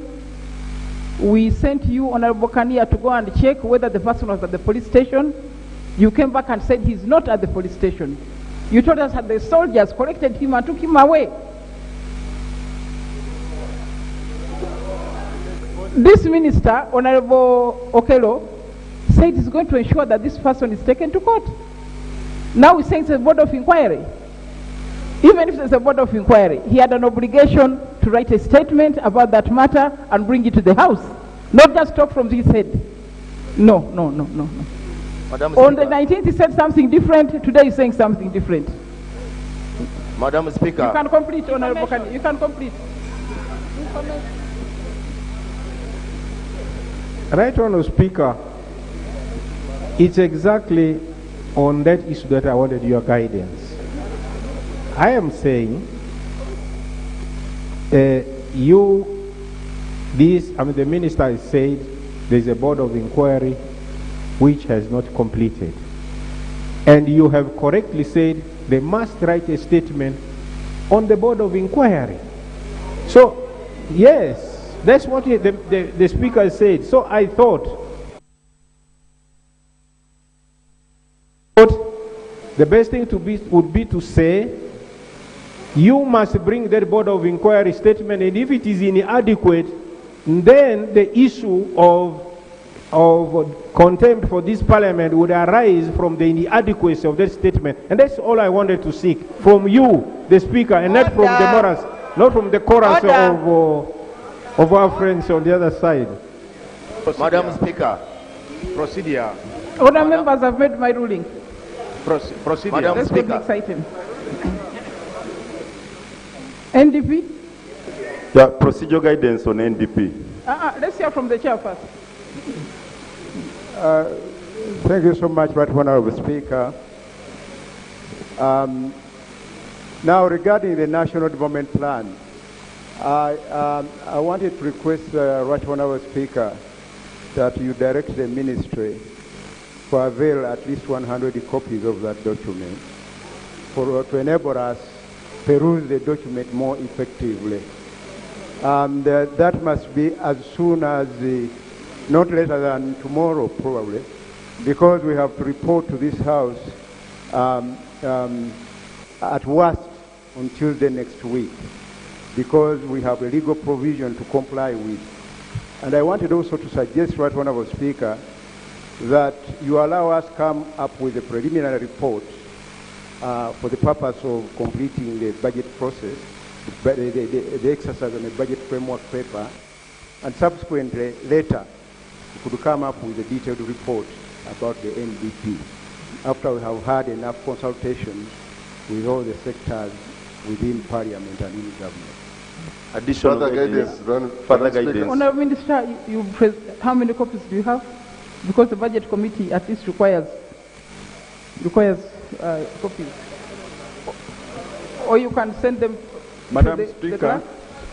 one, I have electronic version, which we can send immediately.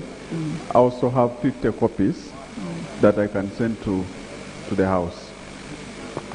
Start with the electronic copies. Start with those. Thank you. Madam Speaker, further guidance, Madam Speaker, on NDP. Okay. Madam Speaker, I want to thank you so much and the Minister for executing the requirement for the NDP. My plea and just amendment in support of the Chair is that at least a copy for every Member of Parliament, because this National Development Plan 3 is very critical after having challenges with NDP 1 and NDP 2. And Madam Speaker, as we struggle to beat the budget deadline, we should not miss the bigger picture. Then the NDP is more important than the budget. I would like to seek your indulgence and guidance that whereas this matter goes to one committee, you seal a day in the conference hall, and that the NDP 2 challenges are presented to all members of Parliament, because all members of Parliament here should understand what we have been financing for the last 5 budgets as a way of transiting the next. But if only the one committee internalizes the NDP, we are going to have a problem. The other regions will be left out, and yet all committees of Parliament must understand the NDP. My prayer is that you commit a day or two as the other committee is trying to catch up with the budget deadline. Of course, it is the executive which is in error. You should have come here 1 month ago with a full detailed program of how you are bringing Parliament on board in as far as the NDP is concerned. My prayer. Yes, Madam Speaker. Honourable members, I'm alive to that issue. Yesterday, I told the Minister that the NDP required approval of this House, not just of a committee. And I told him that it should have actually done it before it brought the budget framework paper. Yes, the House must study it, the House must give approval, not just, but for the purpose of this paper, that's why it has gone to the budget committee. Yes. Madam Speaker, I don't know whether you have answered the question I wanted to raise, but that was on the budget framework paper and our Budget Finance Act. Section 9, Chapter 9, subsection 3, that the minister shall, for each financial year, prepare a budget framework paper which shall be consistent with the National Development Plan and with the Charter for Fiscal Responsibility. Now we receive the budget framework paper. Long time ago, and today the budget, National Development Plan is being submitted. After. How do we proceed? How do we reconcile now this? Because the budget framework paper was supposed to fit into the NDP 3. Now we have received the NDP 3. We want to fit it into the budget framework paper. The Minister of Finance, I think they have not even apologized for this illegality they have caused. I think he apologized yesterday. So, Madam Speaker, I don't know how we are going to reconcile these two things. I think we addressed that matter yesterday. Please. Let's go to the next item. Honorable Opposition response to the National Budget Framework Paper 2020-21 to 2024-25. Honorable Leader for Opposition. Thank you, Right Honorable Speaker. In accordance with Section 6E, subsection 2 and subsection 4 of the Administration of Parliament Amendment Act 2006, as well as Rule 52 of the Rules of Procedure, the opposition in Parliament presents a response to National Budget Framework Paper 2020-2021 to 2024-2025. I am just going to give highlights. Otherwise, the opposition response to the National Budget Framework Paper, I'm laying it on the floor. That is 2020, 2021, 2024, 2025. I lay it on table. The highlights, economy overview. It is reported that the size of the economy has grown to Uganda shillings 128.5 trillion in 2018-2019 from Uganda shillings 120 trillion in financial year 2017-2018. This is from Ministry of Finance, Planning and Economic Development. Unfortunately, the growth cannot be felt by Ugandans because it is in the hands of a few people.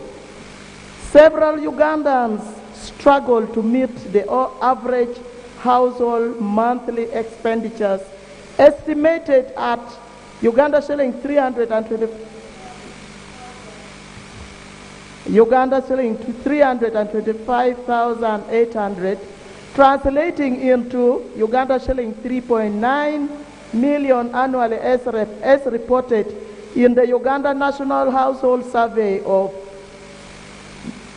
the year 2016-2017.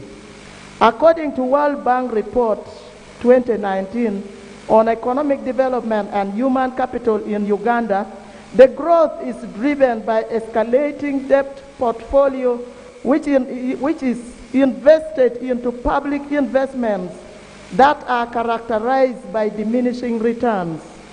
With Uganda's population estimated at 40 million and total public debt of Uganda shillings 46.3 trillion, each Ugandan shares a debt burden of Uganda shillings 1.15 million.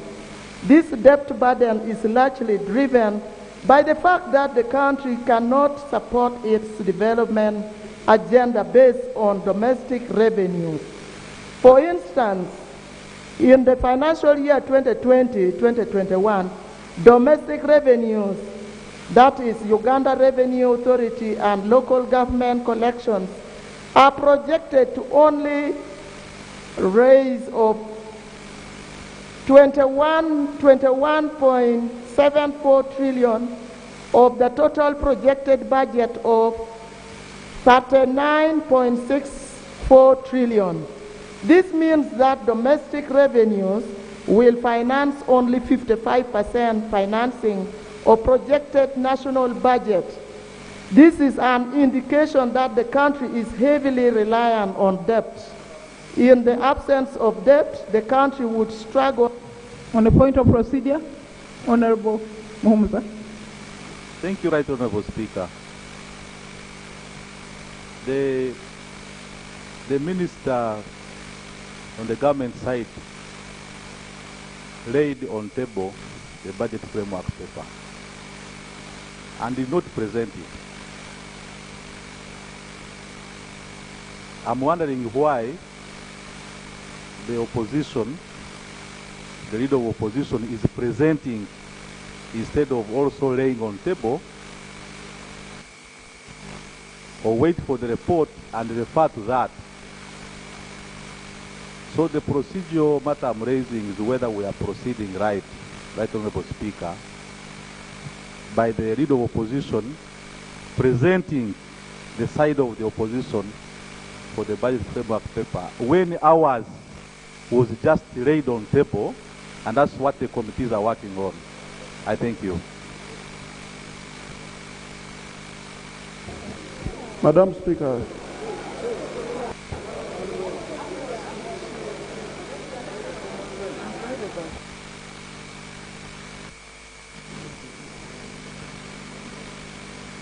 Now, Honorable Leader of Opposition, you said that you are giving highlights, and I thought you'd say I've talked about interest rates, I've talked about roads, but now you're actually going into details of.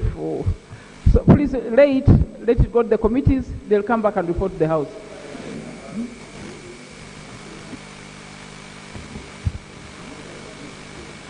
Thank you, Right Honorable Speaker, for your guidance.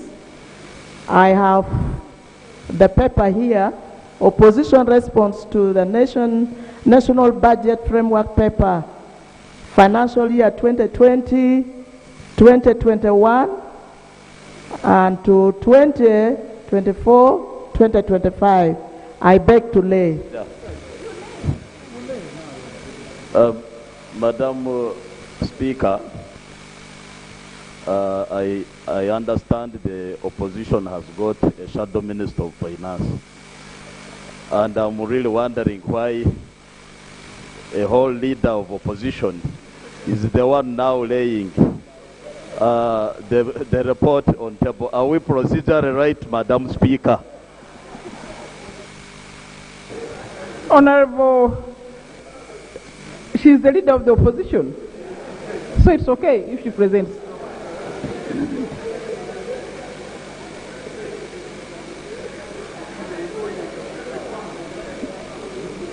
Today or tomorrow? Not today, I think tomorrow.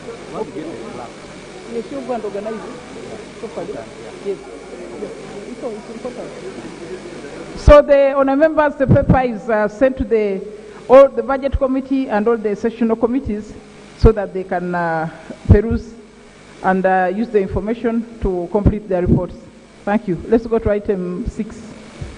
Item number 6, Bill second reading, the Public Procurement and Disposal of Public Assets Amendment Bill 2019. Minister of Finance. Public Procurement.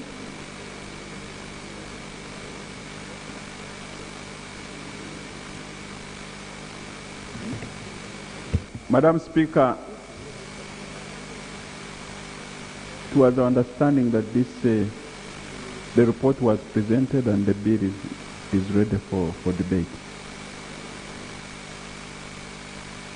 Honour members, the report was presented and it was due for debate. So I don't know whether the members are ready to debate. Procurement. So you can go and refresh your memories. We can put back the order paper tomorrow. Let's move to item 7. Item number 7, Bill second reading, the Traffic and Road Safety Act Amendment Bill 2019. Minister, second reading.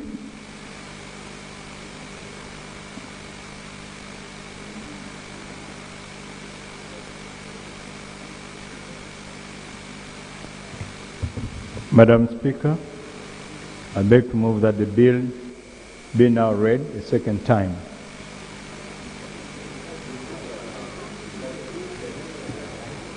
The bill is entitled the Traffic and Road Safety Act Amendment Bill 2019.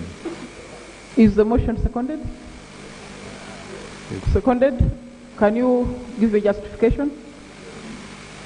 Thank you, Madam Speaker. The objectives of the bill is to strengthen the road transport regulation and road safety management. The bill will also repeal sections relating to road licenses. It's also intended to amend the grouping of motor vehicles to conform with international standards. It will also provide for licensing driving schools and instructors. It will also provide for the driver's licenses validity period of 5 years, and will also revise the fees and penalties under the Principal Act and consolidate the functions and powers of the Chief Licensing Officer and the Department of Transport Regulations and Safety as a competent authority. I believe the committee has had occasion to studied the bill. She could report.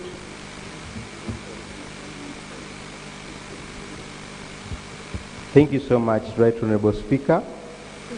Indeed, the committee has examined the bill, and here is the... Just wait a bit. I think there are some children I have not introduced. There's a group of children from Tubul, Child Development. Is that you from Tubul? Yes, please stand up. They are from Dakabela County in Soroti, presented by Honorable Cosmas Elotu and Honorable Osege. Welcome. Yes, you can proceed. Thank you so much, Right Honorable Speaker. This is a report on of the Committee on Physical Infrastructure on the Traffic and Road Safety Act Amendment Bill 2019. Right Honorable Speaker, before I proceed, allow me to lay on table the report and indeed the minutes of the meetings that considered the bill. I beg to lay. Right Honorable Speaker, the report is already uploaded on members' iPad, and the introduction is as follows. The Traffic and Road Safety Act 1998 Amendment Bill 2019 was read for the first time on the 17th day of July 2019 and referred to the Committee on Physical Infrastructure for scrutiny and report back in accordance to Rule 128 of the Rules of Procedure of Parliament. The committee considered the bill and hereby reports. Right Honorable Speaker, I will try to not to read everything, but since it's an amendment, for purposes of flowing, you will allow me to read some details. The road transport remains the predominant means of transport in Uganda, accounting for approximately 90% of passenger and cargo traffic in the country. Road traffic safety is governed by the Traffic and Road Safety Act of 1998 and regulations made thereunder by Minister of Works and Transport by a statutory instrument.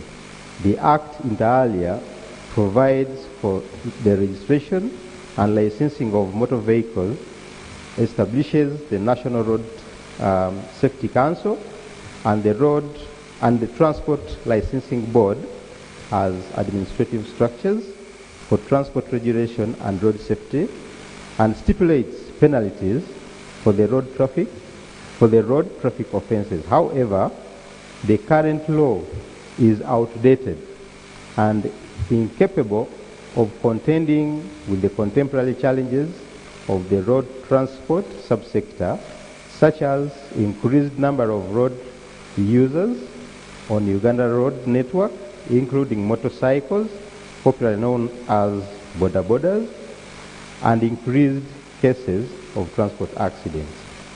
Members can continue reading the text as we proceed to page 5.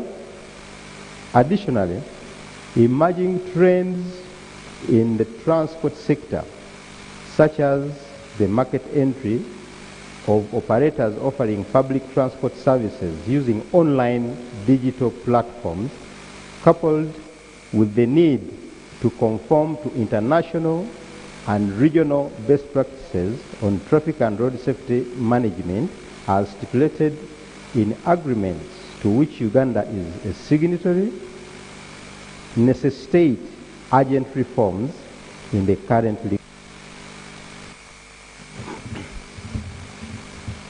It is against this background, Madam Speaker, that government has proposed an amendment to the law to address the existing gaps and strengthen road transport regulation and safety management in order to facilitate the safe and orderly movement of passengers and goods for socio-economic development of the country.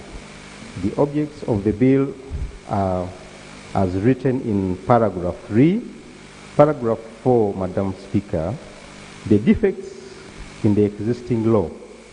The Traffic and Road Safety Act 98 was enacted over 20 years ago, and since then there has been emerging trends in road transport regulation and road safety management which are not adequately addressed by the Act, including regulations of transport companies using online digital platforms, organization of public transport by requiring public transport providers to form savings and credit cooperative societies, and prescribing conditions of market entry and exit in public transport services, enhanced penalties for traffic offenders to curb the rampant road accidents, and introduction of the demerit point system for traffic offenses, prescribing the duties of other road users and community near accident scenes, legal protection for first responders who make efforts to save accident victims, provision for provisions for safer vehicles, modification of vehicles under inspection of vehicles, among others. In addition, a number of challenges have been encountered in the implementation of the law arising from inherent defects of ambiguities in the Act. Some of the defects include lack of definition for careless, reckless, and dangerous driving to guide the police in their application, ambiguity and contradiction in the provisions relating to drunk driving, among others. Further still, the law is not aligned to changes in government policies, since it provides for annual license, which has since been abolished, rendering some of the provisions of the law redundant. How the bill addresses the defects in the law. The bill seeks to 1, or A, repeal sections relating to road licenses. B, require drivers to be in physical possession of a valid driving license and a copy of registration book while driving or in charge of a vehicle. C, amend the grouping of motor vehicles to conform to international standards. D, provide for licensing of driving schools and instructors. E, provide for a graduated driver license system. F, provide for a driver's license valid for a period of 5 years. G, provide for a new lapsing period for driving licenses. H, provide for the licensing of regulation of a special category of transport network companies using online digital platforms for provision of passenger and goods services. I, empower the minister to organize public transport. J, provide for conditions of market entry, oversight, and exit in public transport services. K, provide, that D is not there, provide for a demerit point system. And next is to harmonize the provisions relating to driving under the influence of alcohol or drugs so as to remove ambiguity. M, to provide for duties of drivers, other road users, communities, and first responders in cases of accidents. And finally, N, revise offenses and penalties to take into account inflation and provide for related matters. Madam Speaker, paragraph 6 is the methodology, and the committee met with and enlisted views from all those listed stakeholders, as you may see. And on the next page in B, we also received written submission from those listed ministries and entities. Madam Speaker, the committee held a public hearing on the 7th day of November 2019, where it received submission from 32 witnesses. A list has been attached herewith as Annex A. We also received relevant literature, including the Constitution of the Republic of Uganda, the Traffic and Road Safety Act of 1998, and relevant international and regional agreements to which Uganda is party, such as the Convention of Road Traffic of 1949, the Protocol on the Road Signs and Signals of 1949, and the Global Plan for the Decade of Action for the Road Safety 2011 up to 2020, among others. In line with compliance with the human rights, Madam Speaker, members will realize that as we wrote in paragraph 7, indeed the bill is in compliance with the human rights. Same applies to paragraph 8, Madam Speaker, in line with sustainable development goals. The bill is indeed consistent with particularly goal number 11, SDG 11, target 112, and that makes me go to page 10, the observations and recommendations. 9.1, streamlining the functions of the Chief Licensing Officer.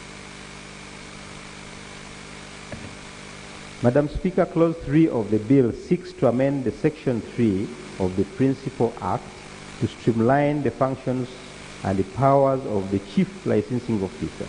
Currently, the functions of the Chief Licensing Officer are scattered in various sections in the Act, and there is the need to consolidate them for better clarity and for ease of reference. The committee further observes that while Section 4, subsection 2 of the Principal Act provides that licensing officers and all vehicle inspectors shall be under the direction of the Chief Licensing Officer, the Act goes ahead to assign some of the licensing functions, such as issuance of motor vehicle number plates, directly to the licensing officer, rendering it difficult for the Chief Licensing Officer to exercise effective supervisory oversight over the motor vehicle registration and licensing function. The committee notes the concerns raised by some stakeholders that vesting the Chief Licensing Officer with so many duties and responsibilities that could be effectively performed by lower ranking officers is likely to affect effective service delivery and is a recipe for corruption, since a lot of power will be concentrated in the hands of an individual. However, the committee is cognizant of the challenges that have characterized the motor vehicle registration system, which is currently administered by the Uganda Revenue Authority Uganda Revenue Authority on behalf of the Ministry of Works and Transport. These include discrepancies on registration logbooks, a lack of credible and reliable database for motor vehicles, and lack of quality assurance mechanisms. The committee therefore concurs with the proposed amendment, as it will ensure effective supervision and accountability in the management and administration of motor vehicle registration. In the next paragraph, Madam Speaker, the joint ownership and registration of third-party rights in motor vehicles. Clause 9A of the bill seeks to amend Section 13 of the Principal Act to provide for joint ownership of motor vehicles. It proposes that where a motor vehicle, trailer, or engineering plant is owned by more than one person, the registration shall be effected in the names of all the owners. The Principal Act only allows registration of one of the owners nominated by all the owners. Madam Speaker, the committee agrees with the proposed amendment since it is aimed at safeguarding the property rights of persons as guaranteed by Article 26 of the Constitution of the Republic of Uganda.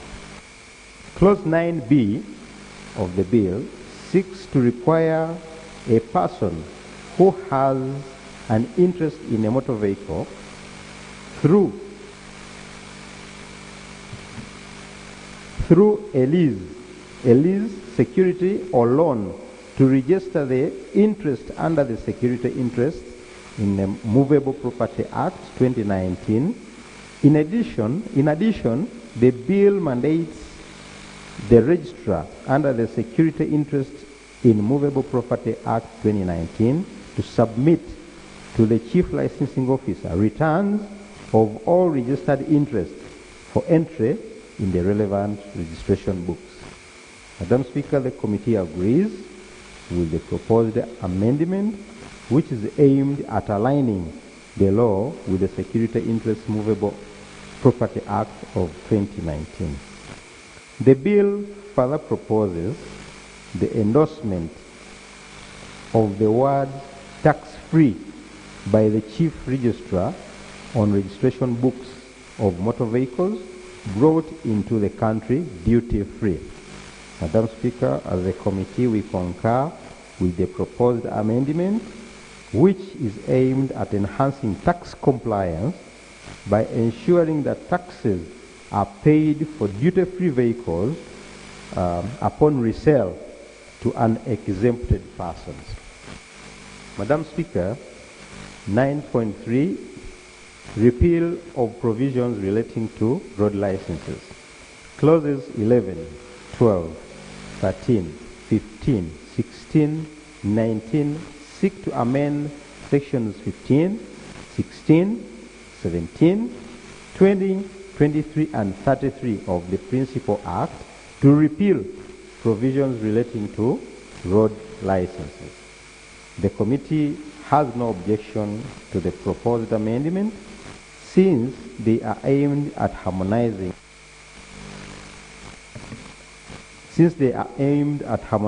the law with the Finance Act 2007, which abolished road licenses and replaced the same with fuel levy. Madam Speaker, on licensing of repair facilities, manufacturers, and dealers in reconditioned motor vehicles, Clause 17 of the bill seeks to amend Section 29 of the Principal Act to introduce the requirement for persons engaged in the repair of motor vehicles, manufacturers, or dealers in new, second-hand, or reconditioned motor vehicles to be licensed by the Chief Licensing Officer.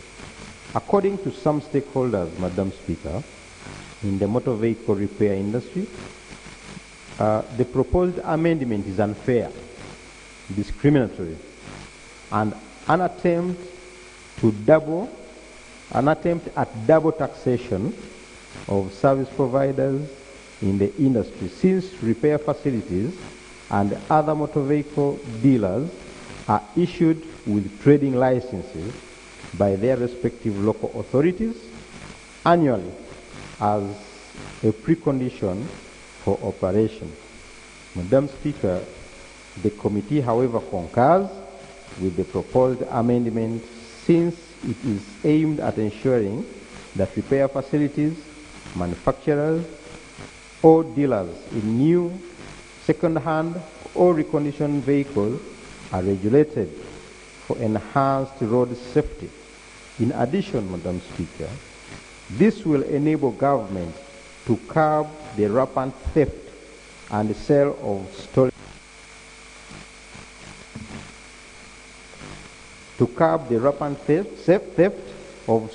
and sale of stolen motor vehicles in the country. There is a requirement for physical possession of driving license and registration book while driving. Clause 20A and 72 of the bill seek to amend Section 35 and 146 of the Principal Act to require a driver of a motor vehicle, trailer, or engineering plant to be in physical possession of a valid driving license while driving.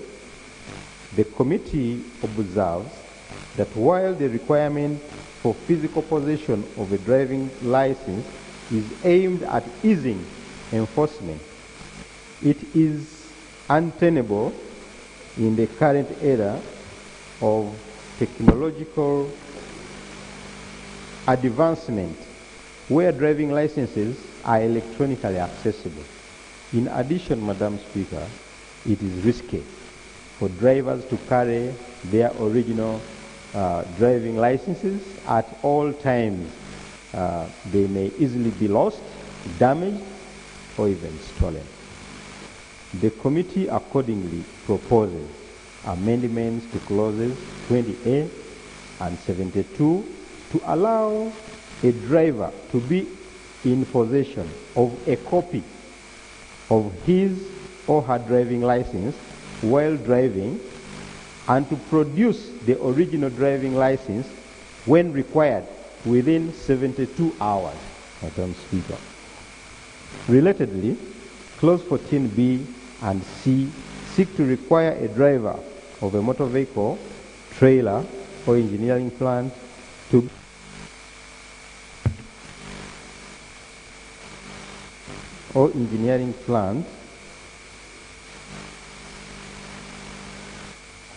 be in possession of a copy of registration book in respect of motor vehicle, trailer, or engineering plant, and whenever required by the police officer to produce an original thereof within 48 hours. The committee is generally in agreement with the proposed amendment, since it is aimed at curbing the rising cases of motor vehicle theft in the country. However, the committee observes that the period of 48 hours within which to produce an original registration book whenever required is inadequate, since the registration book is often in the custody of the motor vehicle owners, who may not be driving the vehicle at that material time. Accordingly, the committee proposes that the period for production of an original registration book should be increased from 48 hours to 120 hours to allow persons adequate time within which to produce the registration book. On grouping of motor vehicles for issuance of driving license, Clause 21 of the bill seeks to amend the Section 36 of the Principal Act to revise the grouping of motor vehicles for the purposes of issuance of driving license. Under the Principal Act, vehicles are categorized into 12 groups compared to the compared to the 15 groups proposed by the bill. The committee concurs with the proposed categorization of motor vehicles since it is aimed at ensuring compliance with international standards as stipulated in the International Convention of Road Traffic 1968. This will pave way for international recognition of driving licenses issued under the Uganda's licensing regime.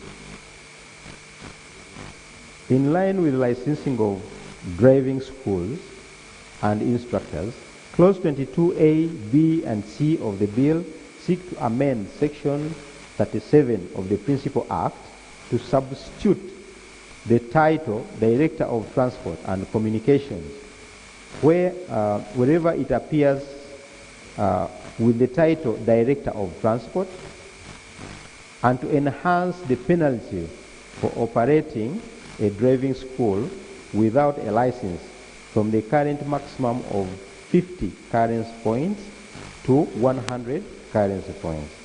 The committee concurs with the proposed change of the title since it is aimed at aligning the law with the current government structure. The committee further agrees with the proposed enhancement for the penalty for operating a driving school without a license to ensure that drivers train from only approved driving schools. Madam Speaker, Clause 22D seeks to empower the Minister to make regulations to prescribe procedures and conditions for persons to undergo private driving instructions without going to licensed driving schools. Proponents of the bill noted that the proposal is intended to allow specialized instructors to train persons in circumstances where the licensed driving schools lack capacity to do so. For instance, in the case of heavy goods vehicles, buses, and engineering plants. The committee strongly objects to the proposed amendment since it is susceptible to abuse and defeats the essence of licensing and of driving schools, which is to ensure standardization. Amendment of provisions relating to driving permits. Clause 77, Madam Speaker, of the bill seeks to substitute the word driving permits with the words driving licenses, which whenever the words appear in the Principal Act. The committee concurs with the proposed change in the nomenclature to harmonize the law with international standards for uniformity. In any case, most countries within East Africa, the East African region, such as Kenya, Tanzania, and Rwanda, use the same nomenclature. Clause 24A, Madam Speaker, seeks to amend Section 42 of the Principal Act to introduce the validity period of 5 years for a driving license in addition to the already existing valid periods of 1 year. I would like to correct that, not 2 years. It's supposed to be 1 and 3 years, respectively. The committee concurs with the proposed introduction of a longer validity period of 5 years for driving licenses. Clause 26, Madam Speaker, B, seeks to empower the Minister to prescribe other valid periods for driving permits, whether shorter or longer periods, by statutory instrument. Madam Speaker, the committee objects to the amendment since it seeks to grant the Minister wide discretionary powers, which is likely to be abused. In addition, the provision is unnecessary since the proposed subsection 3 clearly stipulates the validity periods of 12 months, 3 years, or 5 years at any time, as the case may be. Madam Speaker, Clause 24B proposes that persons applying for renewal of driving licenses for the first time should undergo retesting for competence before the license is renewed. Madam Speaker, the committee objects to the proposed amendment, since it is unfair to subject a driver to